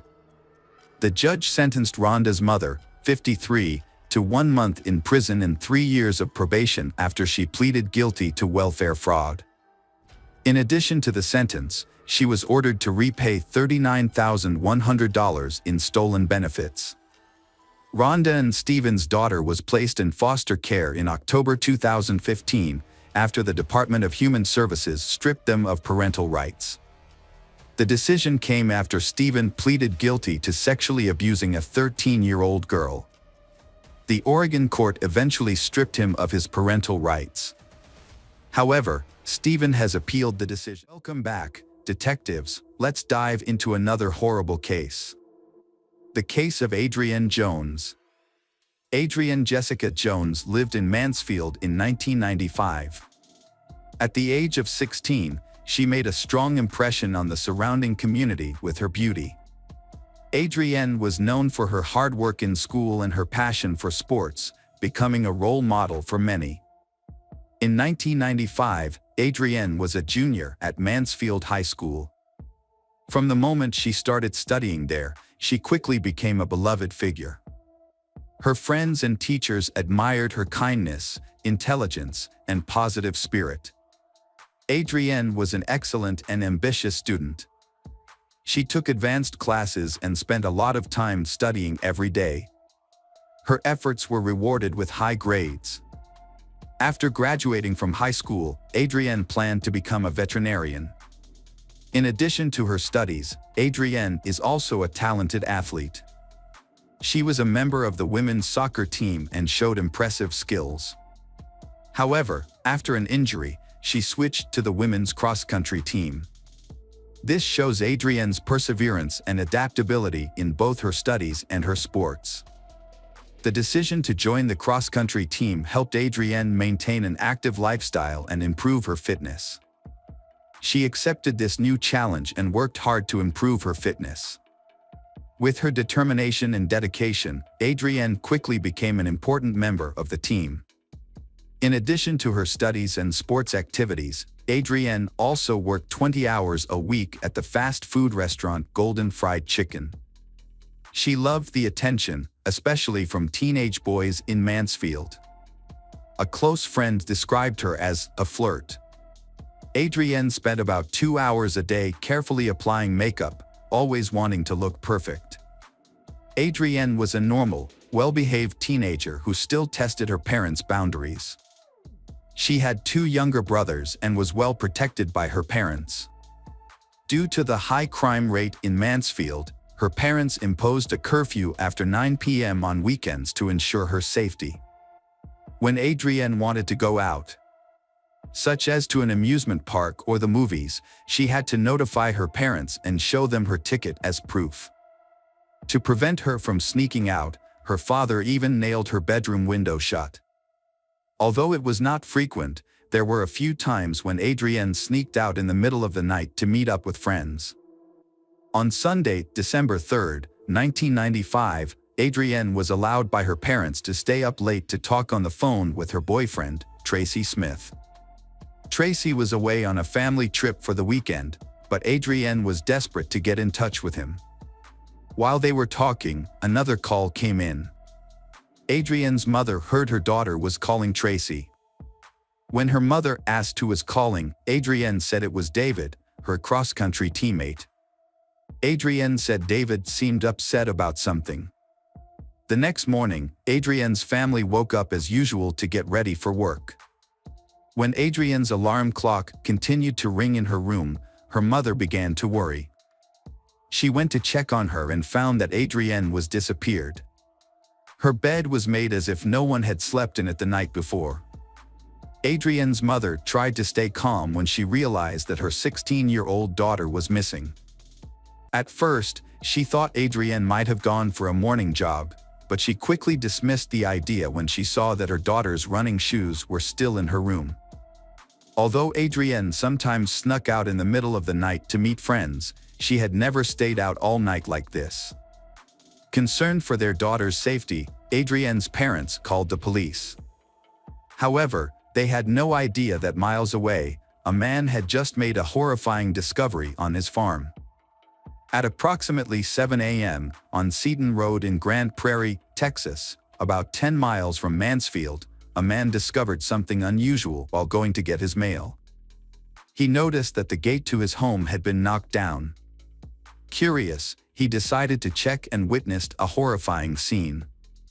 At first, he thought it was the carcass of a dead animal on the road, but as he got closer, he realized it was something much more horrifying. A man discovered the body of a young woman and quickly called the police. When police arrived at the scene, they witnessed a horrifying scene. The young woman had been shot twice, with obvious wounds to her left cheek and forehead. It was clearly a targeted murder. In addition, police discovered the young woman with a severe head injury, along with numerous scratches and bruises on her arms and legs. These injuries may have been caused by her running over the barbed wire fence in front of the farm in a desperate attempt to escape. Police found the teen wearing pajamas, as if she was getting ready for bed before she was murdered. They suspected that the case may be gang-related or drug-related, given the execution-style nature of the murder. After finding the body, Grand Prairie Police quickly sent out a notification to agencies in the area. The notification included basic information about the victim, such as age, height, weight, and other identifying characteristics. The goal was to share information and increase awareness, in the hopes of finding a connection between the victim and missing persons cases reported to other agencies. Mansfield police quickly identified the teen murdered in Grand Prairie as Adrienne. They contacted Grand Prairie Police to coordinate the investigation. The next step was to break the sad news to Adrienne's family. Upon hearing the news of her daughter's murder, Adrienne's mother was devastated. Since Mansfield is a small town, news of Adrienne's death quickly spread to Mansfield High School, where she attended. Adrienne's classmates and friends were devastated by the news. Many theories were put forward about the cause of her death, the most common of which was drug use. Some people were also concerned about the possibility of a serial killer on the loose in the community. Her mother reported a phone call between Adrienne and her boyfriend Tracy, and another teenager named David had called at the same time. According to her mother, one of Adrienne's younger brothers heard the sound of a car engine outside the house sometime after midnight. When he looked out, he saw a pickup truck driving away. Police was trying to identify David, who had been in contact with Adrienne on the night of her murder. To gather more information, they approached Adrienne's cross-country coach. The coach said that there was a member of the team named David Graham. However, the coach was surprised to hear that David had called Adrienne, as there had been no previous indication that the two had a relationship. David Graham was a typical American teenager. At the age of 7, after seeing an air show, David decided to become an Air Force pilot and told his father about his dream. Since then, he has worked hard to make his dream come true. At Mansfield High School, David was a popular and well-liked student. He had a natural charm and was always cheerful. Although many girls were interested in him, it was Diane Michelle Zamora, a senior, who pursued David. Diane stood out from the crowd because she shared David's desire to join the military and was actively pursuing her goal. After Adrienne was murdered, the police interviewed David Graham. David admitted to knowing Adrienne since they were both on the cross-country team, but insisted that they were just casual friends. The police asked David if he had been in contact with Adrienne the night she was murdered. David denied it completely, saying that he had been home studying with his girlfriend Diane Zamora that night. The police thoroughly investigated David as a suspect in Adrienne's murder. They contacted Adrienne's friends to find out more information.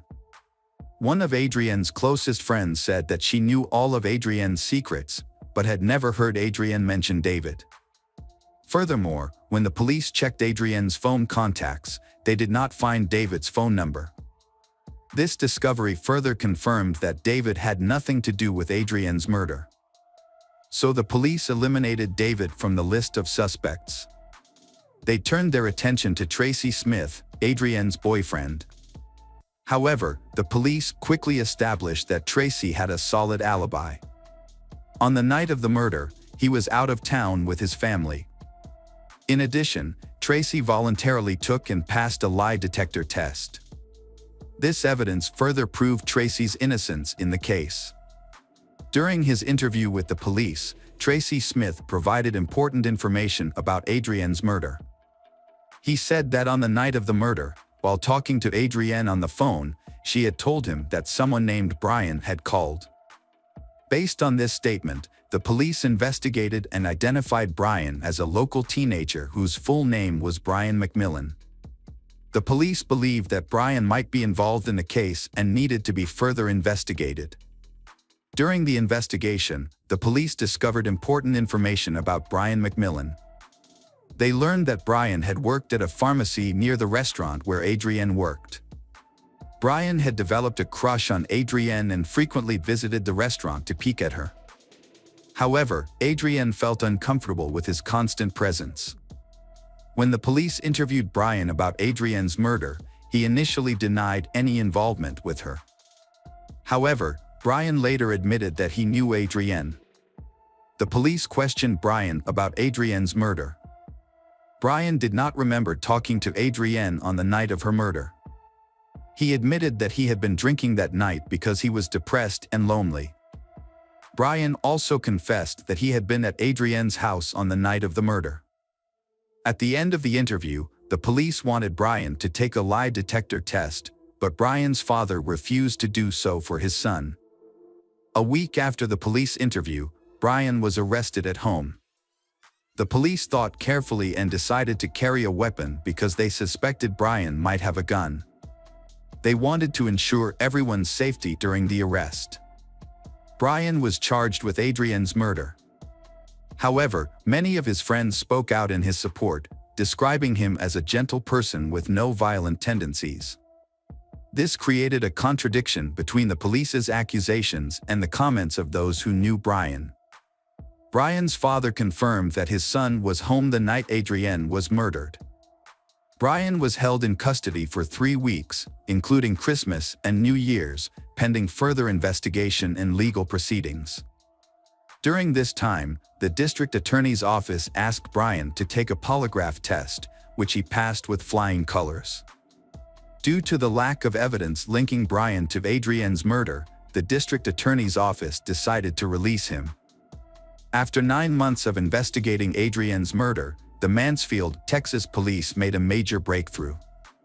The information came from Annapolis, Maryland, where Diane was a student at the Naval Academy.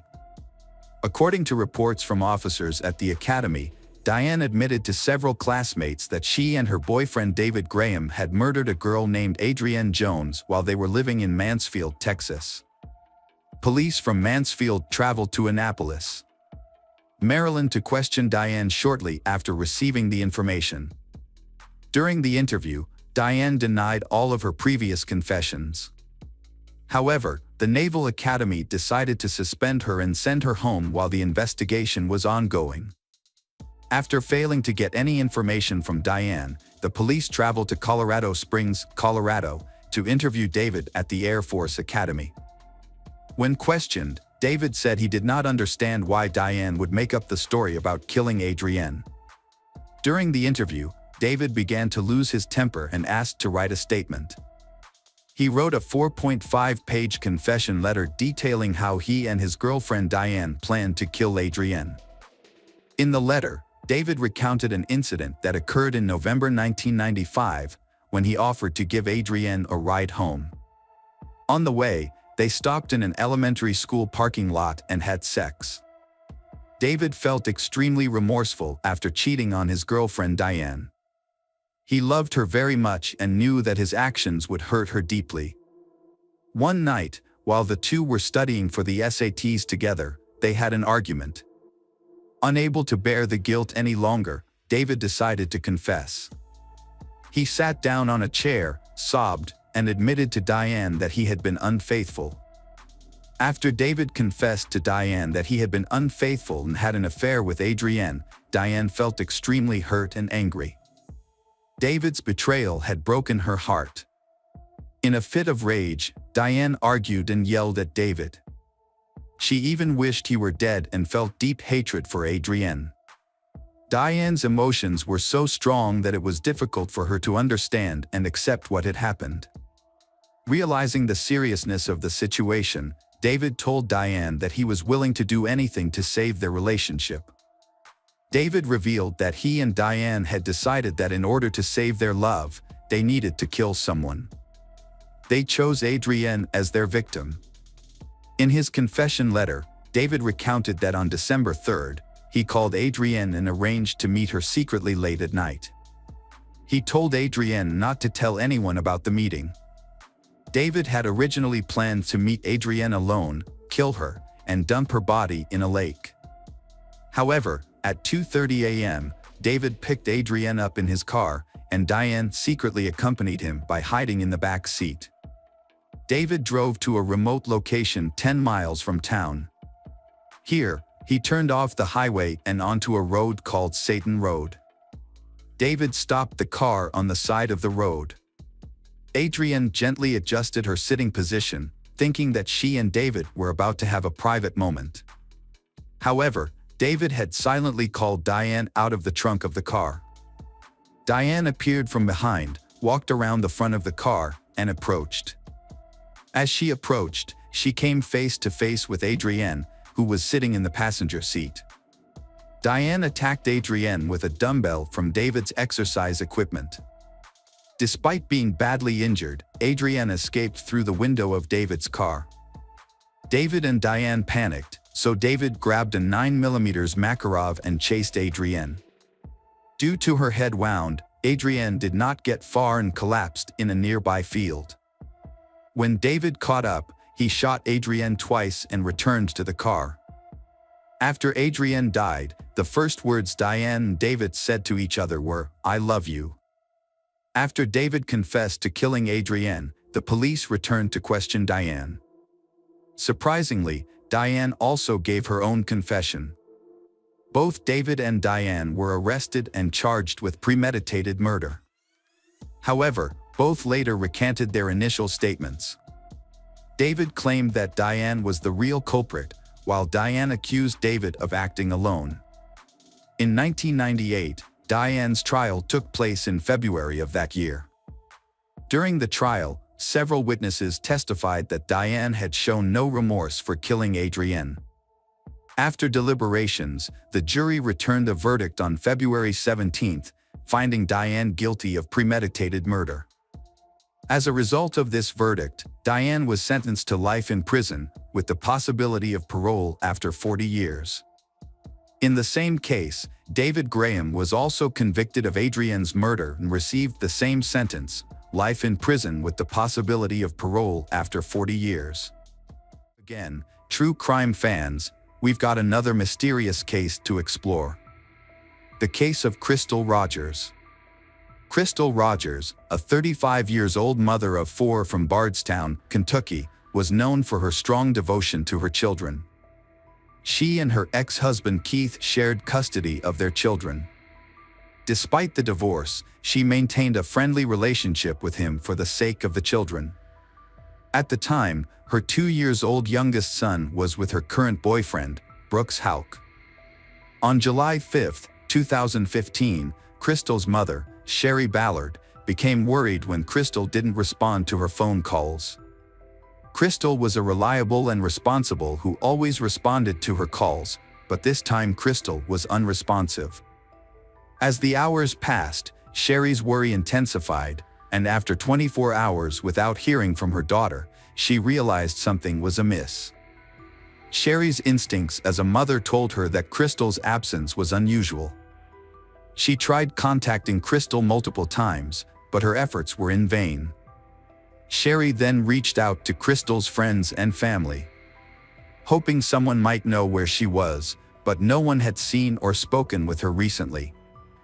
Around the same time, Crystal's younger sister Brooke contacted Sherry, informing her mother that she too had been unable to reach Crystal. This makes Sherry even more worried and insecure. Crystal's boyfriend, Brooks, told her family that he had not seen her since Friday. He last saw her playing games on her phone before he went to bed. When he woke up the next morning, Crystal was gone.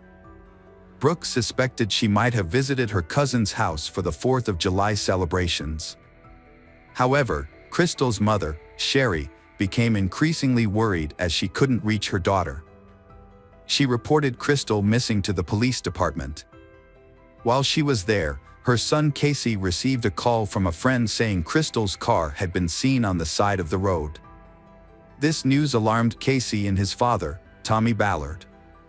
They knew Crystal wouldn't voluntarily leave her car. When they arrived at the location, they found her car with a flat tire. This only deepened their concern, as they knew Crystal would have asked for help if she had car trouble. Casey and Tommy were puzzled as to why Crystal would stop the car to fix it herself. When they looked into the car, they noticed that Crystal's keys, phone, and wallet were still on the passenger seat. This discovery made them even more worried, as Crystal was not someone who would leave her belongings behind. The fact that her personal belongings were still in the car made her disappearance seem even more suspicious and unusual. After discovering Crystal's car on the Bluegrass Parkway, her father and brother immediately contacted the Nelson County Sheriff's Department. When investigators arrived at the scene, they found no signs of struggle, but one thing caught their attention: the driver's seat was positioned in a way that would have been uncomfortable for someone of Crystal's height, suggesting that someone else may have driven her car. The authorities continued to investigate and asked for help from potential witnesses. However, no one came forward with any useful information. The police then decided to use the media to appeal for public assistance in finding Crystal. They released her photo and asked for the public's help, but unfortunately, no one provided any significant leads. Tommy, Crystal's father, arranged search parties to find Crystal. The hot and humid weather made the searches challenging. Despite a large turnout, Crystal's boyfriend, Brooks, was absent. This made the police suspicious of his attitude. He seemed unconcerned about her disappearance. When questioned by detectives, Brooks provided an alibi, stating that Crystal and their young son had visited his family's farm the previous evening. They supposedly returned home around midnight, after which Brooks went to bed. He claimed Crystal stayed awake, engaged with her phone, playing games, as was her habit. In the morning, at 7 a.m., Brooks said their son was in bed with him, but Crystal was gone. Crystal's family initially suspected she might have gone out with her cousin. But those close to her dismissed this idea since she would never leave her 2-year-old son behind. Crystal's younger sister, Brooke, believed Crystal was planning to leave her partner, Brooks. According to Brooke, this was because Brooks had been dishonest with Crystal and lack of emotional attachment. Crystal told her mother, Sherry, that she wanted to leave Brooks. She said one of the main reasons was his controlling behavior towards her. Casey, Crystal's brother, had recently witnessed tension between Brooks and Crystal, including several heated arguments. The police asked Brooks to come in for questioning and take a polygraph test, but the results are not clear. Afterward, Brooks participated in a formal interview with the police. Detectives obtained video footage confirming details of Brooks' story. A video showed his truck entering the family farm, and later footage showed the vehicle leaving the property around midnight. However, because the windows of Brooks' truck were dark, police were unable to identify the occupants at the time. Brooks spent time at his parents' farm doing chores and setting a fire to burn some building materials. After for the fire to die down, he drove home. During a police interview, Brooks was questioned about a brief 13-second phone call he made to Steve Lawson, a business associate, while driving home. Brooks offered to have Steve explain the call to the police and asked him to call them during the interview. Steve claimed he called Brooks to get some phone numbers for a rental property, but Brooks said he needed to get home first and ask Crystal, who handled such matters. However, the police found Lawson's explanation suspicious, as it seemed rehearsed. The police were puzzled by this response, considering Brooks was with Crystal at the time of the call. They questioned why Brooks couldn't simply hand Crystal the phone, allowing her to discuss the issue immediately, rather than waiting to talk to her in person later. During Brooks's interview, his brother Nick, a Bardstown Police Department officer, called him with urgent advice to leave the interrogation room immediately. The police had doubts about their initial theory that Crystal had abandoned her car on the side of the Bluegrass Parkway and ran away. Instead, They suspected that something had happened to Crystal while she was at the Brooks family farm. As the investigation into Crystal's disappearance progressed, several people reported seeing Brooks's truck and Nick's police car at his family farm to the police. This led detectives to believe that the brothers might have been at the farm to dispose of evidence related to Crystal's disappearance. To learn more, the police brought in Brooks's brother, Nick, for questioning. They confronted him with eyewitness accounts placing that him at the farm on July 8 and asked him to explain his emergence there. Nick initially claimed he had no knowledge of the incident surrounding Crystal's disappearance and denied being present that night. The police continued questioning him, directly asking if he and Brooks had tampered with or hidden evidence related to Crystal's disappearance. Nick strongly denied any involvement and assured them that, as a police officer, he would never aid in covering up a crime. The police then asked Nick to submit to a polygraph test, which he agreed to. However, he failed to answer truthfully to two key questions: whether he knew Crystal's current location and if he was withholding information about her disappearance. Despite failing the polygraph test, Nick insisted that he was telling the truth. On October 15th, investigators identified Brooks as the primary suspect in Crystal's disappearance. The same day, Brooks's brother, Nick, was terminated from the Bardstown Police Department for interfering with the investigation. Although the police were pretty sure they knew who the culprit was, they didn't have enough evidence to make an arrest. The police were concerned that if they took their suspect to court without sufficient evidence, the suspect might be acquitted. If that happened, they couldn't charge the suspect with Crystal's murder again, due to the double jeopardy law. To help find more evidence, the FBI, Kentucky law enforcement agencies, Crystal's friends and family, volunteers, and missing people organizations conducted thorough searches at the Brooks family farm. The lengthy search left her loved ones terrified and desperate for news. As the search continued, her family remained hopeful that she would be found alive and well. At the Brooks family farm, investigators searched the ashes of a fire and, although they did not find any human remains, they did find pieces of clothing. Unfortunately, they were unable to link these clues to Crystal's case. The police executed multiple search warrants at the Brooks family farm, focusing on their cars and residences. However, these searches failed to yield significant leads or evidence related to Crystal's disappearance. A $100,000 reward was offered for any information that could help find Crystal, but unfortunately, no one stepped forward with any tips despite this large incentive.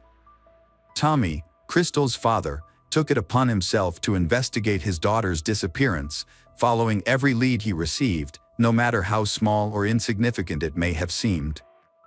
His determination was unwavering, driven by his love for Crystal. Unfortunately, Tommy had already faced a devastating loss in his family. In January 1979, his pregnant sister was brutally murdered by her husband and his accomplice. The perpetrators shot and beat her, set her remains on fire, and scattered them on a farm. Although it took years, but the suspects were eventually arrested, found guilty, and sentenced to life in prison. Tommy remained committed to finding out what happened to his daughter Crystal, despite the many challenges he faced. He conducted his own investigation, canvassing the neighborhood, conducting interviews, and reaching out to anyone who might have information about his daughter's disappearance. To aid in his search, Tommy also utilized his own savings to hire private investigators and cadaver dogs. To keep track of the investigation, Tommy carefully documented every tip every clue he found. He worked with the police, sharing his discoveries and asking for their advice. November 2016, Tommy took his 11-year-old grandson, Crystal's son, on a hunting trip on their property early in the morning. As they left, Tommy's wife Sherry watched them go, feeling uneasy. She couldn't help but pray for their safety in the woods. Sherry tried to calm down after they left, but her peace was short-lived. Just minutes later, she received a frantic phone call from her grandson, Crystal's son. His voice shook with fear. He then exclaimed, "Mimo, Papa has been shot." Sherry's world came crashing down. Her nephew's panicked voice on the phone told her something terrible had happened. She quickly threw on some clothes and rushed to call 911, and she reassured her distressed grandson that help was on the way. Her mind was flooded with fears of what might have happened to her husband, Tommy. When Sherry arrived at the scene, she witnessed a horrifying sight: her husband lying on the ground, unresponsive. Distraught, she rushed to his side and tried to wake him up, hoping he would respond. But her efforts only revealed a grim truth: blood was pouring out of his nose. The officers and bystanders at the scene quickly pulled her away so that the medical team could try to save him, but it was too late. Tommy was pronounced dead. The initial police report suggested that Tommy's death was the result of a hunting accident. However, Sherry knew this could not be true. She was adamant that her husband had been murdered, and she made her feelings clear to the authorities. "This is no accident," she insisted. "This is she husband, and it's a murder, and you know it." During the investigation, the investigators was found that Tommy's own gun had not been used, making it unlikely that he had committed suicide. The investigators then determined that Tommy's 11-year-old grandson was not involved in the shooting. As the investigation progressed and more facts came to light, Sherry's suspicion that her husband's death was indeed a murder gained credibility. The Kentucky State Police have informed the public that they are treating Tommy Ballard's death as a murder. The Tommy family believes that he was killed because he was getting close to discovering what happened to his missing daughter, Crystal. They think the people responsible for Crystal's disappearance felt threatened by Tommy's investigation and had him murdered to prevent the truth from coming out. In 2022, the FBI conducted a 5-day investigation into Crystal's disappearance. Investigators returned to the Brooks family farm to search for more evidence, with the goal of gathering enough information to hold suspects for Crystal's disappearance accountable. In October 2022, the FBI confirmed that it would analyze all evidence collected at its lab in Quantico. As the investigation into Crystal's disappearance continued, the Kentucky Attorney General appointed a special prosecutor to help prosecute criminal charges related to the deaths of Crystal Rogers and her father, Tommy. Crystal's mother, Sherry, was aware of and fully supported the decision to appoint a special prosecutor. She believed the move was necessary to ensure justice for her husband and daughter, and she viewed the appointment as a positive development that brought new perspective and expertise to the case. The decision to appoint a special prosecutor also showed that the case was being taken seriously and that those responsible would be held accountable. On September 2023, authorities arrested Crystal's boyfriend, Brooks Houck, and charged him with murder and tampering with physical evidence. The court set Brooks bail at $10 million and prohibited him from contacting Crystal's family members. Notably, Brooks was previously arrested in 2022 for multiple traffic offenses and was released after paying a series of fines. When Brooks was arrested for Crystal's murder, many in Bardstown brought a sense of relief. While the confirmation of Crystal's death was devastating, the community was relieved to know that justice was being pursued, bringing some sense of closure to the case. 1 month after his arrest, in October 2023, Brooks appeared in court for the first time, though virtually rather than in person. The judge inquired if the special prosecutor, Shane Young, was investigating other cases related to Crystal's case. The prosecutor confirmed that they were looking into the death of Tommy, Crystal's father, and suspected a connection between the two murders. Notably, Shane Young believed they had obtained the gun used to kill Tommy. The firearm was reportedly purchased from Nick, who allegedly used an alias during the transaction. Preliminary investigations revealed that the caliber of the rifle matched the one used in Tommy's shooting. Shane Young stated that they were examining the gun based on 5 key criteria. So far, the results have matched 4 of these criteria, suggesting a possible link between the firearm and Tommy's murder.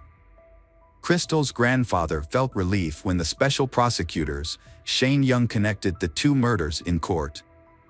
They hoped for a swift and fair outcome in both cases.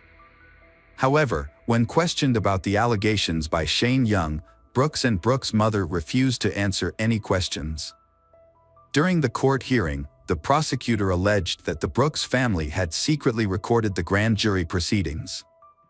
The prosecutor claimed that several family members Brooks were involved in this activity. Brooks' attorneys requested that the Nelson County judge be removed from the case, citing bias. They claim that the judge has had a hostile view of Brooks since 2017. The attorneys also argued that the $10 million bail is excessive and should be reconsidered. Attorneys representing Brooks argued that having a biased judge hear the case would be unfair to him. The lawyers argued that the judge's previous statements and actions showed that he was unfair. They asked the court to remove the judge and quickly appoint a new judge to ensure a fair trial. The Kentucky Appeals Court has recently made two key decisions. Firstly, Brooks will remain in jail with a $10 million bond. Secondly, the court has denied a request to remove the judge presiding over Brooks's trial. Hey detectives! Welcome back. We've got another mysterious case to explore. The case of Shauna Nelson. Heather is a girl with a cheerful, sweet, and innocent personality. Her beauty was characterized by white skin, rosy lips, and dark hair, which captivated Ignacio, who affectionately called her his Snow White. When Ignacio asked her out on their first date, Heather was overjoyed. She eagerly shared the news with her roommates. Heather's friends were particularly thrilled for her, as she hadn't had much dating experience before, and they thought this could be the start of something special. Heather and Ignacio's bond grew stronger. Ignacio consistently showed his care and thoughtfulness by surprising Heather with her favorite flowers and coffee. His considerate nature made Heather feel loved and appreciated. After Ignacio graduated from the University of Northern Colorado, he decided to propose to Heather.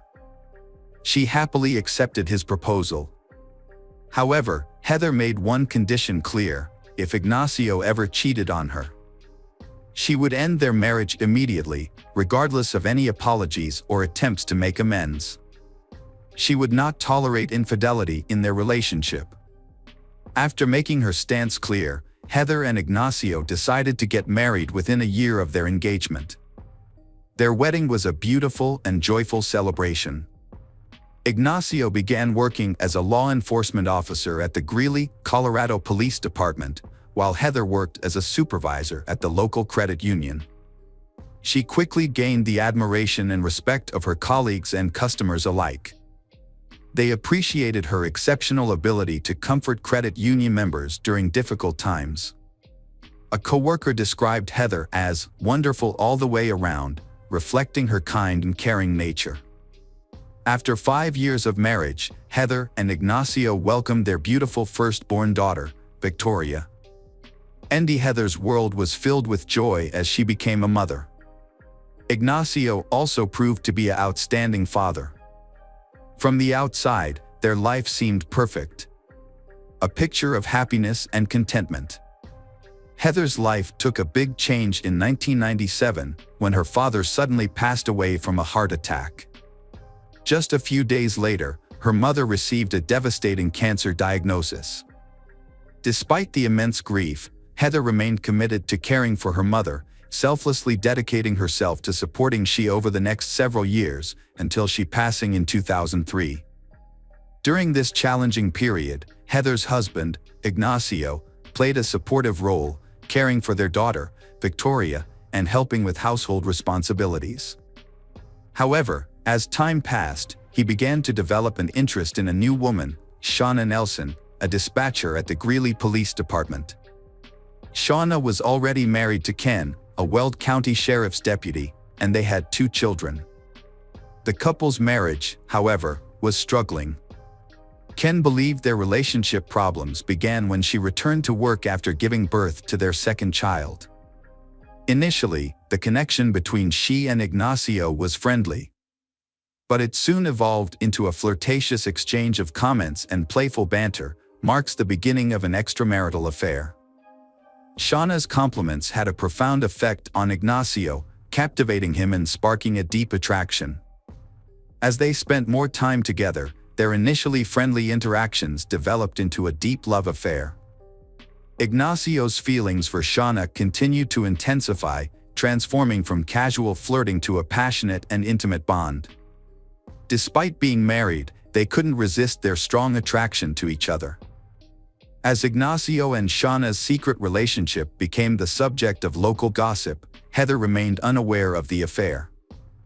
No one was willing to inform her, resulting in the relationship between Ignacio and Shauna growing stronger, while Heather remained in the dark. Shauna soon discovered she was pregnant and she shared the news with Ignacio, but his reaction surprised her. Instead of being overjoyed, Ignacio questioned the paternity of the baby, wondering if it was his or her husband Ken's child. Shauna told Ignacio that her husband had a vasectomy after their second child, so Ken cannot be the father of the child she is carrying in her belly.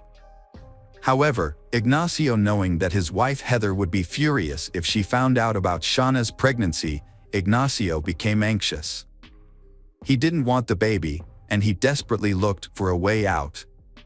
Shauna agreed with Ignacio's plan, and he convinced her to have an abortion. He then drove her to the clinic for the procedure.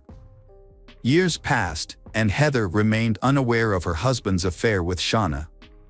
However, Shauna grew impatient and eventually decided to confront Heather.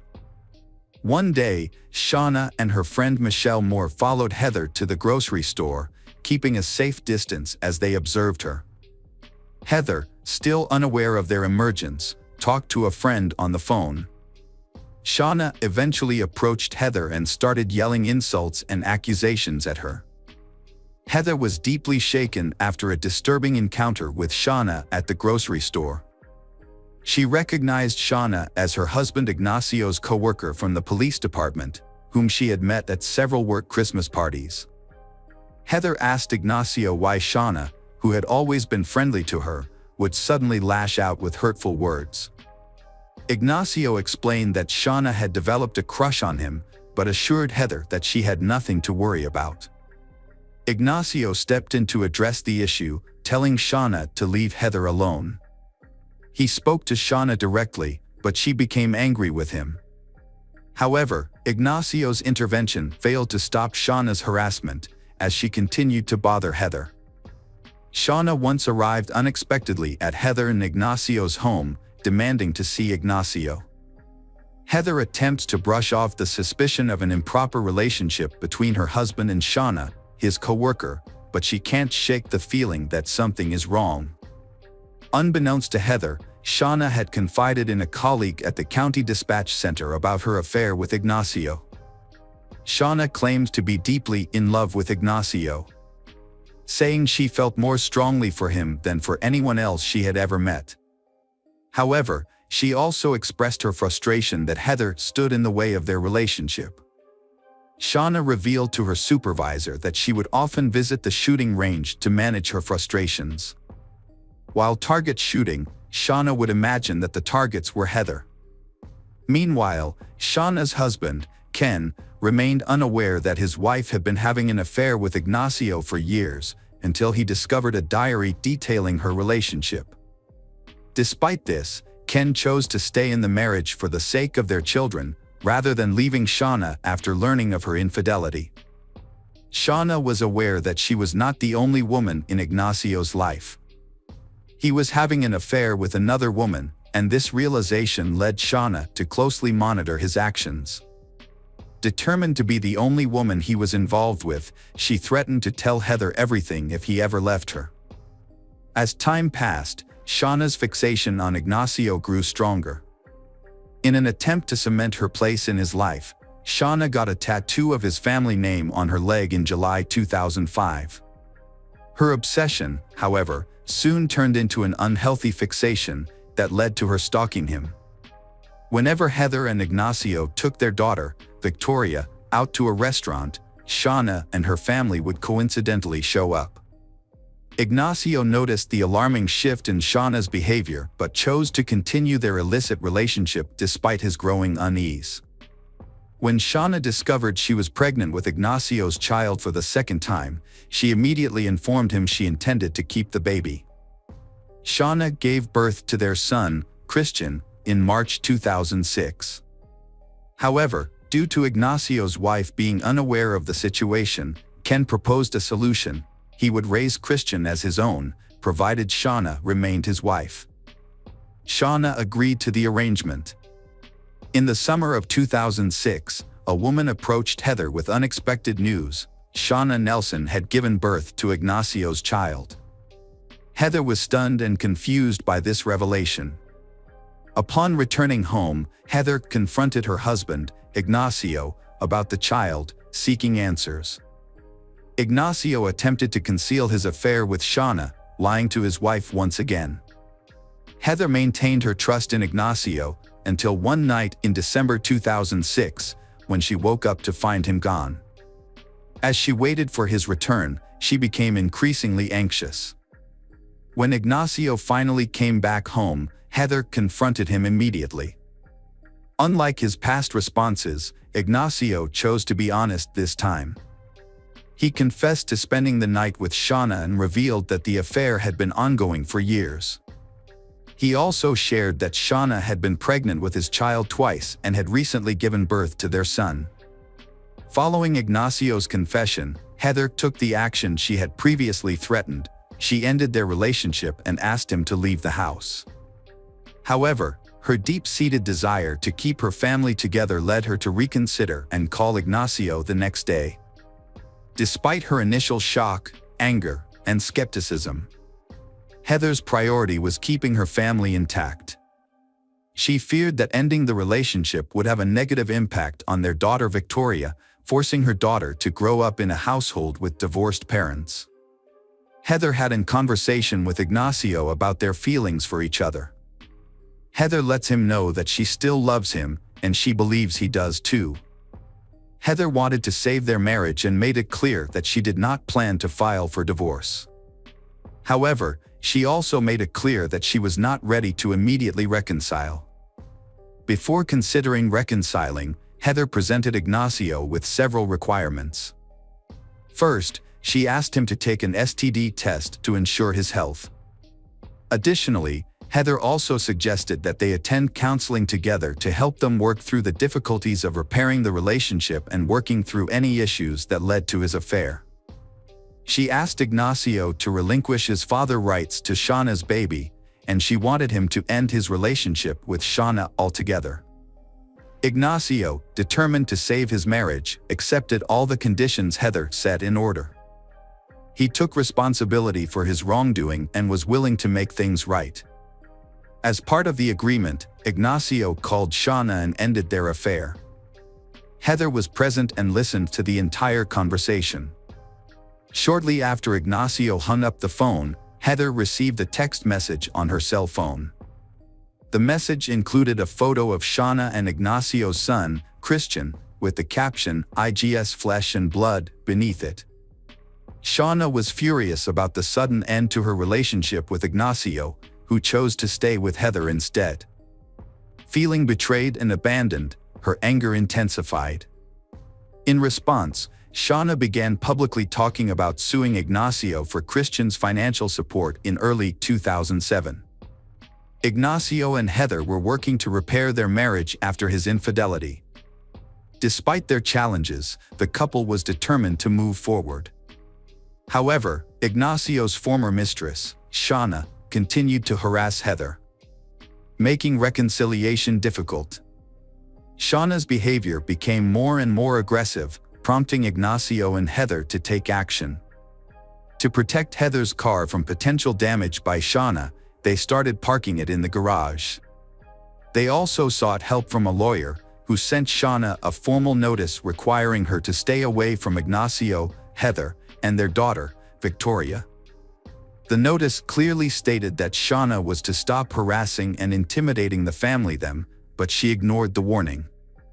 Instead, she persisted in sending Heather malicious messages via text, email, and voicemail to intimidate and provoke Heather. On January 23, 2007, at around 6 p.m., Heather was walking out of her workplace at the credit union. It was just after 6 p.m. As she walked out of the building with her co-workers into the dark parking lot, she was looking forward to a quiet night at home with her daughter. But her evening took a terrifying turn when a person dressed in black and wearing a Halloween mask approached the group, aiming a gun directly at Heather. The gunman appeared to be targeting Heather specifically, and as others in the group tried to seek cover, the gunman ordered Heather to kneel down and pointed the gun at her head. Right before pulling the trigger, the gunman expressed a personal vendetta, saying, "You ruined my life," and then shot Heather twice at close range. The gunshot wounds were fatal and inflicted in an execution-style manner. After shooting Heather, the gunman quickly escaped in a nearby red pickup truck. Meanwhile, Heather's co-workers and other witnesses immediately called 911 for help. Minutes later, paramedics arrived at the scene, but unfortunately, Heather did not make it. Due to the severity of the head injuries, Heather was pronounced dead at the scene. When police officers arrived at the crime scene, a parking lot, they were shocked to discover that the shooting victim was Heather, the wife of their co-worker Ignacio. Recognizing the victim, the officers immediately notified Ignacio and instructed him to go to the hospital. Upon arrival, Ignacio rushed through the hospital hallways to reach Heather's trauma room, but he was stopped by a doctor who delivered heart-wrenching news: Heather had passed away. The news was devastating for Ignacio, and he was now faced with the difficult task of informing their 9-year-old daughter, Victoria, about her mother's passing. As the investigation continued, witnesses at the crime scene shared their accounts of the events. One witness reported seeing the shooter suddenly appear and then flee in a red pickup truck, while another suggested that the shooter might have been a woman, based on their running style. Shauna Nelson has become the prime suspect in the investigation, linked to Heather's harassment. It was also mentioned that Shauna may have had a motive for the shooting, because she had an affair with Ignacio. The police officers at the crime scene were already familiar with Shauna and her husband, Ken, a police officer. What drew their attention was the fact that Ken owned a car similar to the one used by the shooter. As the evidence against Shauna grew, police sent out an alert to all units, focusing on Shauna and the red pickup truck she was driving. Ken was on duty that night and was driving patrol car when he received a radio alert about his wife and vehicle. He quickly began looking for his wife. 20 minutes later, he found her driving his vehicle close to their home. She explained that she had been out running errands, but he became suspicious when he noticed that she wasn't wearing shoes, which seemed unusual considering it was January in Colorado. It will be very cold. What further raised Ken's suspicions was that Shauna was wearing his clothing, including his socks, underwear, and pants. After stopping Shauna, he called for assistance and the police soon arrived to take her into custody. The authorities then launched an investigation to determine if Shauna had any involvement in Heather's murder. Investigators made several key proof in their investigation. They found a pair of shoes with Shauna's DNA near the crime scene, less than 1,000 feet away.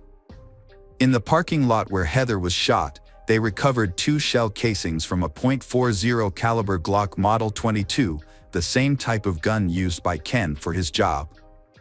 This new evidence strengthened the case against Shauna. The investigation also turned up a Halloween mask hidden under the seat of Ken's red pickup truck. The mask closely resembled the one worn by the suspect in the shooting of Heather. At Shauna's home, investigators found a bathtub filled and ready for use, suggesting that Shauna may have planned to wash off any blood after the crime. After Shauna's arrest, her clothing and hands were tested for gunshot residue. The results were positive, showing that she had recently been around a gun. With this new evidence, Shauna was eventually charged with first-degree murder. Despite matching shell casings from the murder weapon, the actual gun used to kill Heather was never recovered. The reason for this was partly due to the actions of Ken, who stopped Shauna after the murder but failed to detain her. As a result, Ken was charged with destruction of evidence and abetting first-degree murder. During her police interrogation, Shauna provided an alibi for her whereabouts at the time of the murder.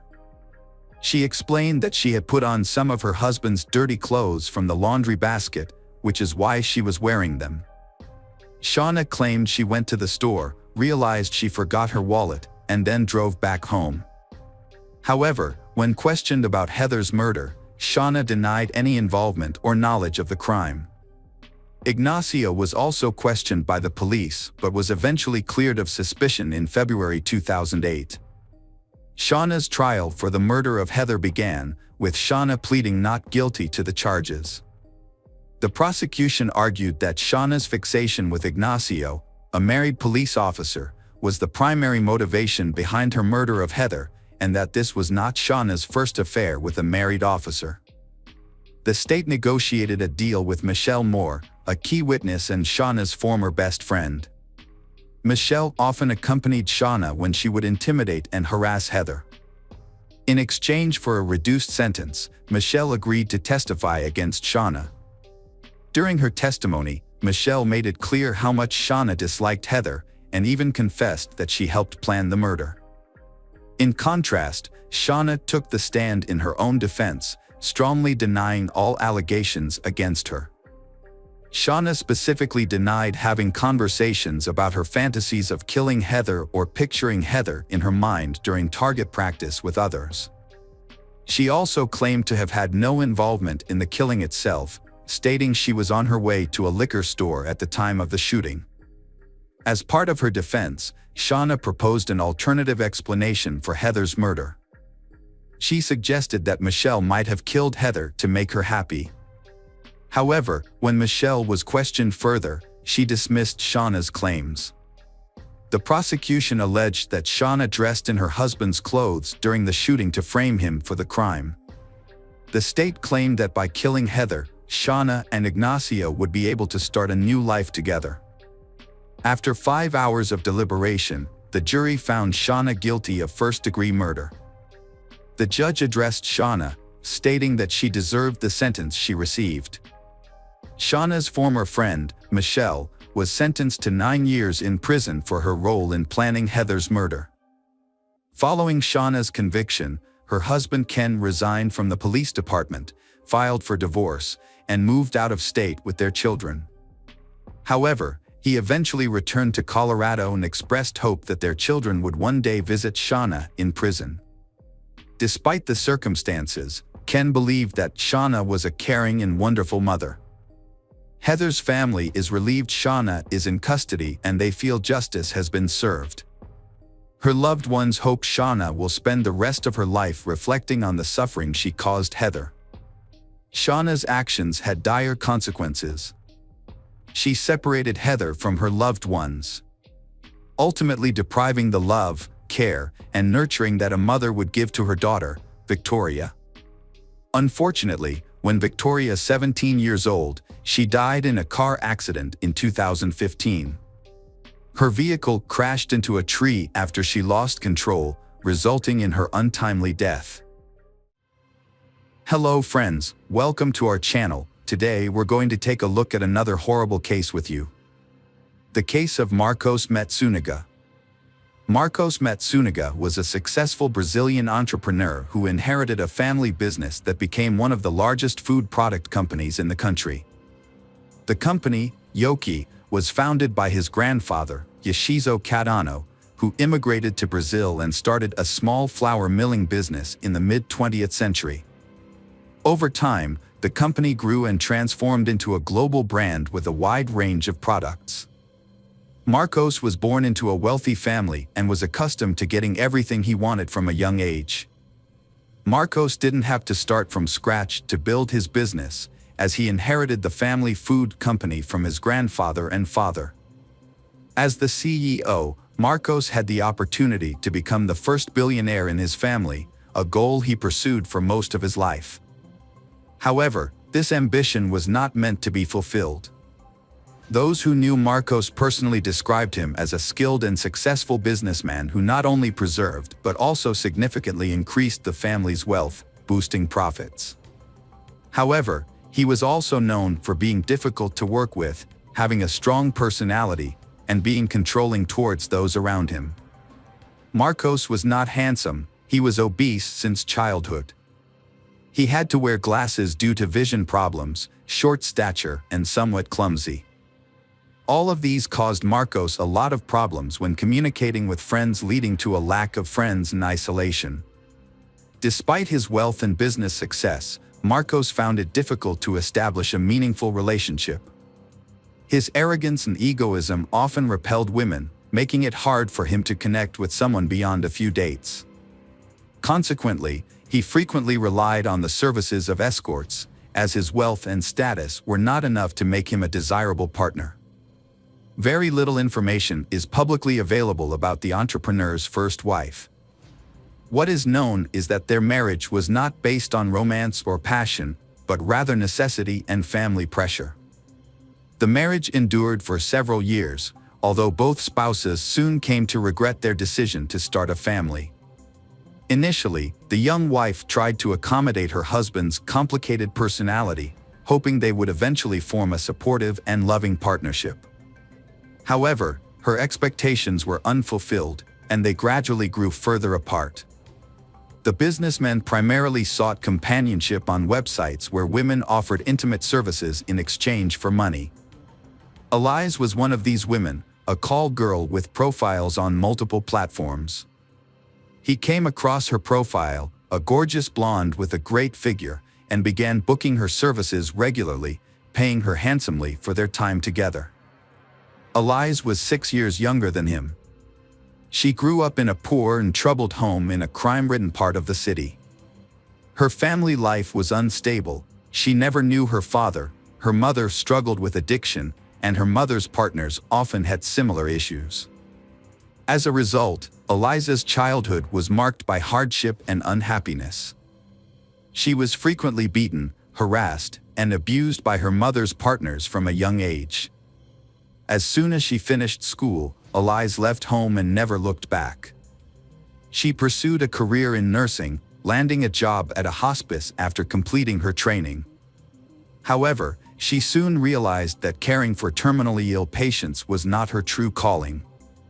Elise formed strong bonds with her patients. A few years later, Elise decided to pursue higher education and switch careers. She chose law, which she saw as a promising field that would open doors to new opportunities.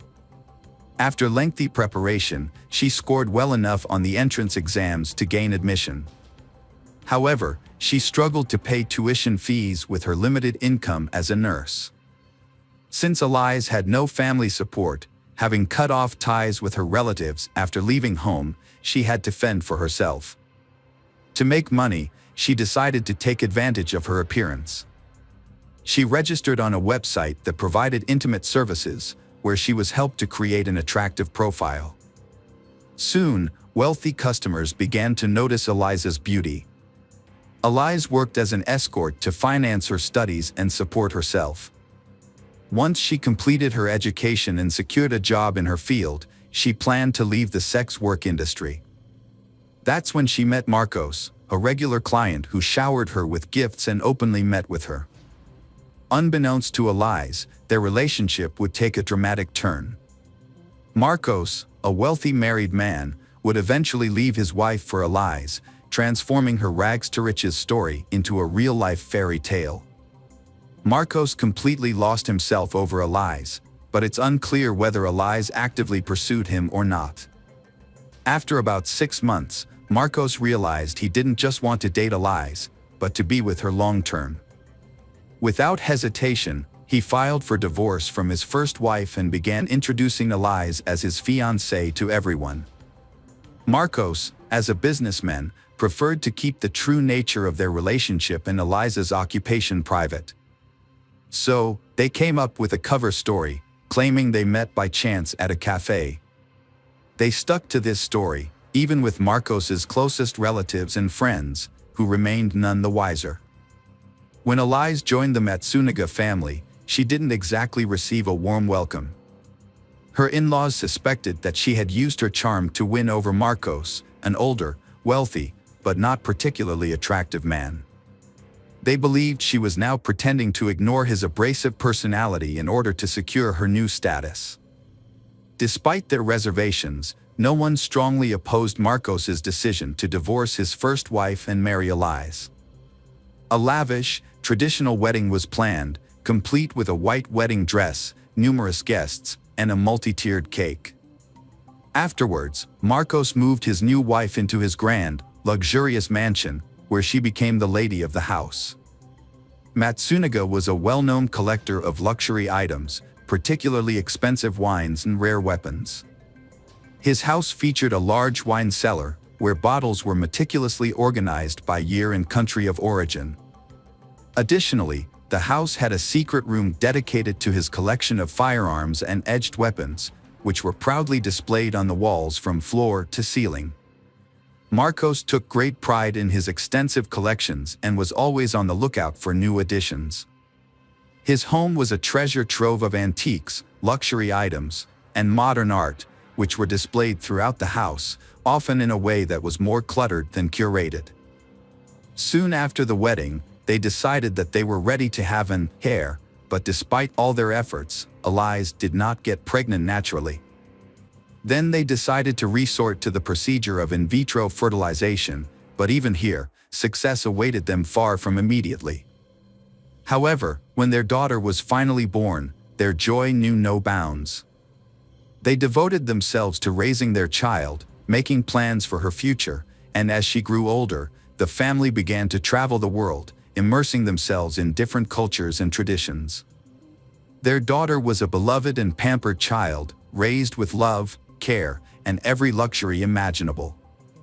When Elias entered his life, she surprised him by showing a willingness to learn about hunting.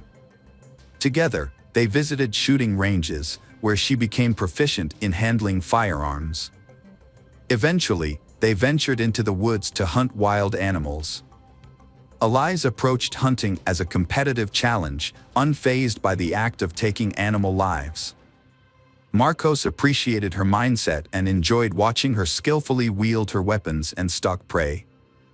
Marcos taught Elias various outdoor skills, including how to skin and carve wild animals such as boars, deer, and other forest creatures. Together, they would dissect the animals using large knives, cleavers, and axes to separate the body parts. Unconventionally, the family did not keep traditional pets like cats or dogs. Instead, they kept poisonous snakes in specially designed terrariums that mimicked their natural habitats. This was a long-held dream of Marcos, who had a passion for snakes, but his first wife had never approved of the idea of having a terrarium in their home. Elias had successfully adopted Marcos's unusual hobbies, which had grown on Elias. In the spring of 2012, Marcos was on the verge of making a significant deal that would take his wealth and career to a new level, potentially making him a billionaire. He was in active negotiations with several partners to sell the family business and invest the substantial proceeds in a new and profitable venture. On May 19, 2012, the day before a billion-dollar deal was set to close, entrepreneur Marcos vanished without warning. His wife, Elias, didn't report him missing until the next day because she thought he was at work. According to Elias, Marcos had a meeting scheduled for the evening that was expected to run late into the night. He had packed some belongings and told her he would likely spend the night at the office before heading straight to the deal the next morning. When Marcos failed to return home and stopped answering his phone the next day, Elias grew concerned and reported him missing. The police quickly discovered that the entrepreneur had missed an evening meeting and a crucial morning meeting that he couldn't afford to skip. This led to immediate speculation that the millionaire had been kidnapped, and it was likely that his family would receive ransom demands in the coming hours. However, 24 hours passed, followed by another day, with no ransom demands received. As a result, hopes of finding Marcos alive began to dwindle. Meanwhile, investigators were actively questioning the businessman's relatives, friends, and business partners to identify potential enemies and determine who could benefit from his disappearance or the disruption of the impending deal. Despite a thorough investigation, no one has found anyone who would have wanted to kill Marcos. He was a capable and forward-thinking businessman who made strategic decisions that often benefited everyone involved. Days later, Elise visited her in-laws with her daughter and revealed a secret she had been too afraid to share with the police. With tears in her eyes, she explained that her husband had been having an affair with a woman named Natasha Villalima and had made no effort to hide it. Although the situation had led to several heated arguments and threats of divorce, Marcos had eventually promised to end the affair in order to save their family. Marcos continued to see Natasha, but was more cautious to avoid another family scandal. However, Elise suspected he was having an affair and hired a private investigator to gather evidence. The investigator obtained photos and videos of Marcos's romantic dates with Natasha. Notably, he took Natasha to the same restaurants and entertainment venues that he and his wife frequented, where he was very popular. It seemed that Marcos was deliberately showing his disdain for his wife and openly cheating on her without any attempt to hide it. It was later discovered that Natasha Lima was found on the same intimate services website where Marcos first met his wife, Elise. They dated for about 5 months, during which time he showered her with expensive gifts, including a luxury car, and paid her a large sum of money to delete her online profile. Meanwhile, Elise discovered incriminating photos and videos of Marcos's infidelity and showed them to his parents. She also revealed that she had confronted Marcos with the evidence just a day before his disappearance, but instead of apologizing, he abruptly packed his things, informed Elise that he was leaving her, and disappeared without a word. According to Elise, Marcos had simply given in to his passion and abandoned his life to be with his new mistress. However, those who knew him best vehemently disagreed, insisting that Marcos would never abandon his business, which his family had spent decades building, as he was deeply invested in its success. A gruesome discovery was made by a passerby about a week later, when scattered garbage bags were found in a remote area approximately 100 kilometers from the missing Marcos's house. Upon examination of the bags, police discovered human remains which were identified as Marcos Matsuniga, a person for whom an extensive national search was ongoing. Forensic examination concluded the victim had died as a result of a shot to the head before the perpetrator cut and packaged his dismembered remains. Expert assessment also inferred that only an exceptionally skilled practitioner would possess sufficient know-how, steady-handedly controlling either precise butcher's cut tools at convenient knife handles anatomy. The investigation began by reviewing the last known location of the deceased man, Marcos. This led authorities to the luxury residential complex where Marcos lived with his wife and daughter. The complex was equipped with multiple security cameras, which were thoroughly examined. A review of the footage revealed that the evening before Marcos disappeared, he and his wife had ordered food delivery. The elevator camera captured Marcos going down to the first floor to collect the food, returning with pizza boxes in hand. He then entered his apartment and was not seen leaving again that evening, night, or the following day. It appeared as though Marcos vanished into thin air. Elise leaves their apartment with 3 large, heavy suitcases. Investigators, who already had suspicions, take her into custody for questioning. At first, she denies any involvement in her husband's disappearance, sticking to her initial claim that he left her for another woman. However, when shown footage of her moving the suitcases, she breaks down and confesses. According to her, their marriage had been troubled for some time, and her husband had become increasingly abusive. Marcos would constantly humiliate her, criticize her for her past work as an escort, and claimed that she was a bad mother to their daughter. Marcos exerted total control over his wife Elise, not even allowing her to make friends. When she once mentioned divorce, Marcos threatened to leave her with nothing, take their child, and prevent her from seeing him. On the evening of the incident, Elias showed Marcos pictures from a detective, which depicted him with his mistress. Instead of remorse, Marcos became enraged and slapped Elias. She claims that everything after that was a blur. The next thing Elias remembers is holding a gun, which she used to shoot her husband. Upon realizing what had happened, she decided to dispose of the body to make it seem like Marcos had vanished. Elias drew upon her experience as a nurse and knowledge of human anatomy to do so. Additionally, Marcos had previously taught her how to skin and dismember animal carcasses, and they had the necessary tools at home. After Elias killed her husband, she dismembered and bagged his body while their young daughter slept in the next room. It was later discovered that the evidence of her husband's infidelity, which included photos and videos, was only received by Elias on May 20th, after she had already murdered him. This evidence was provided by a private detective. Elias then used this evidence to deceive her husband's parents, telling them that he had abandoned her for his mistress.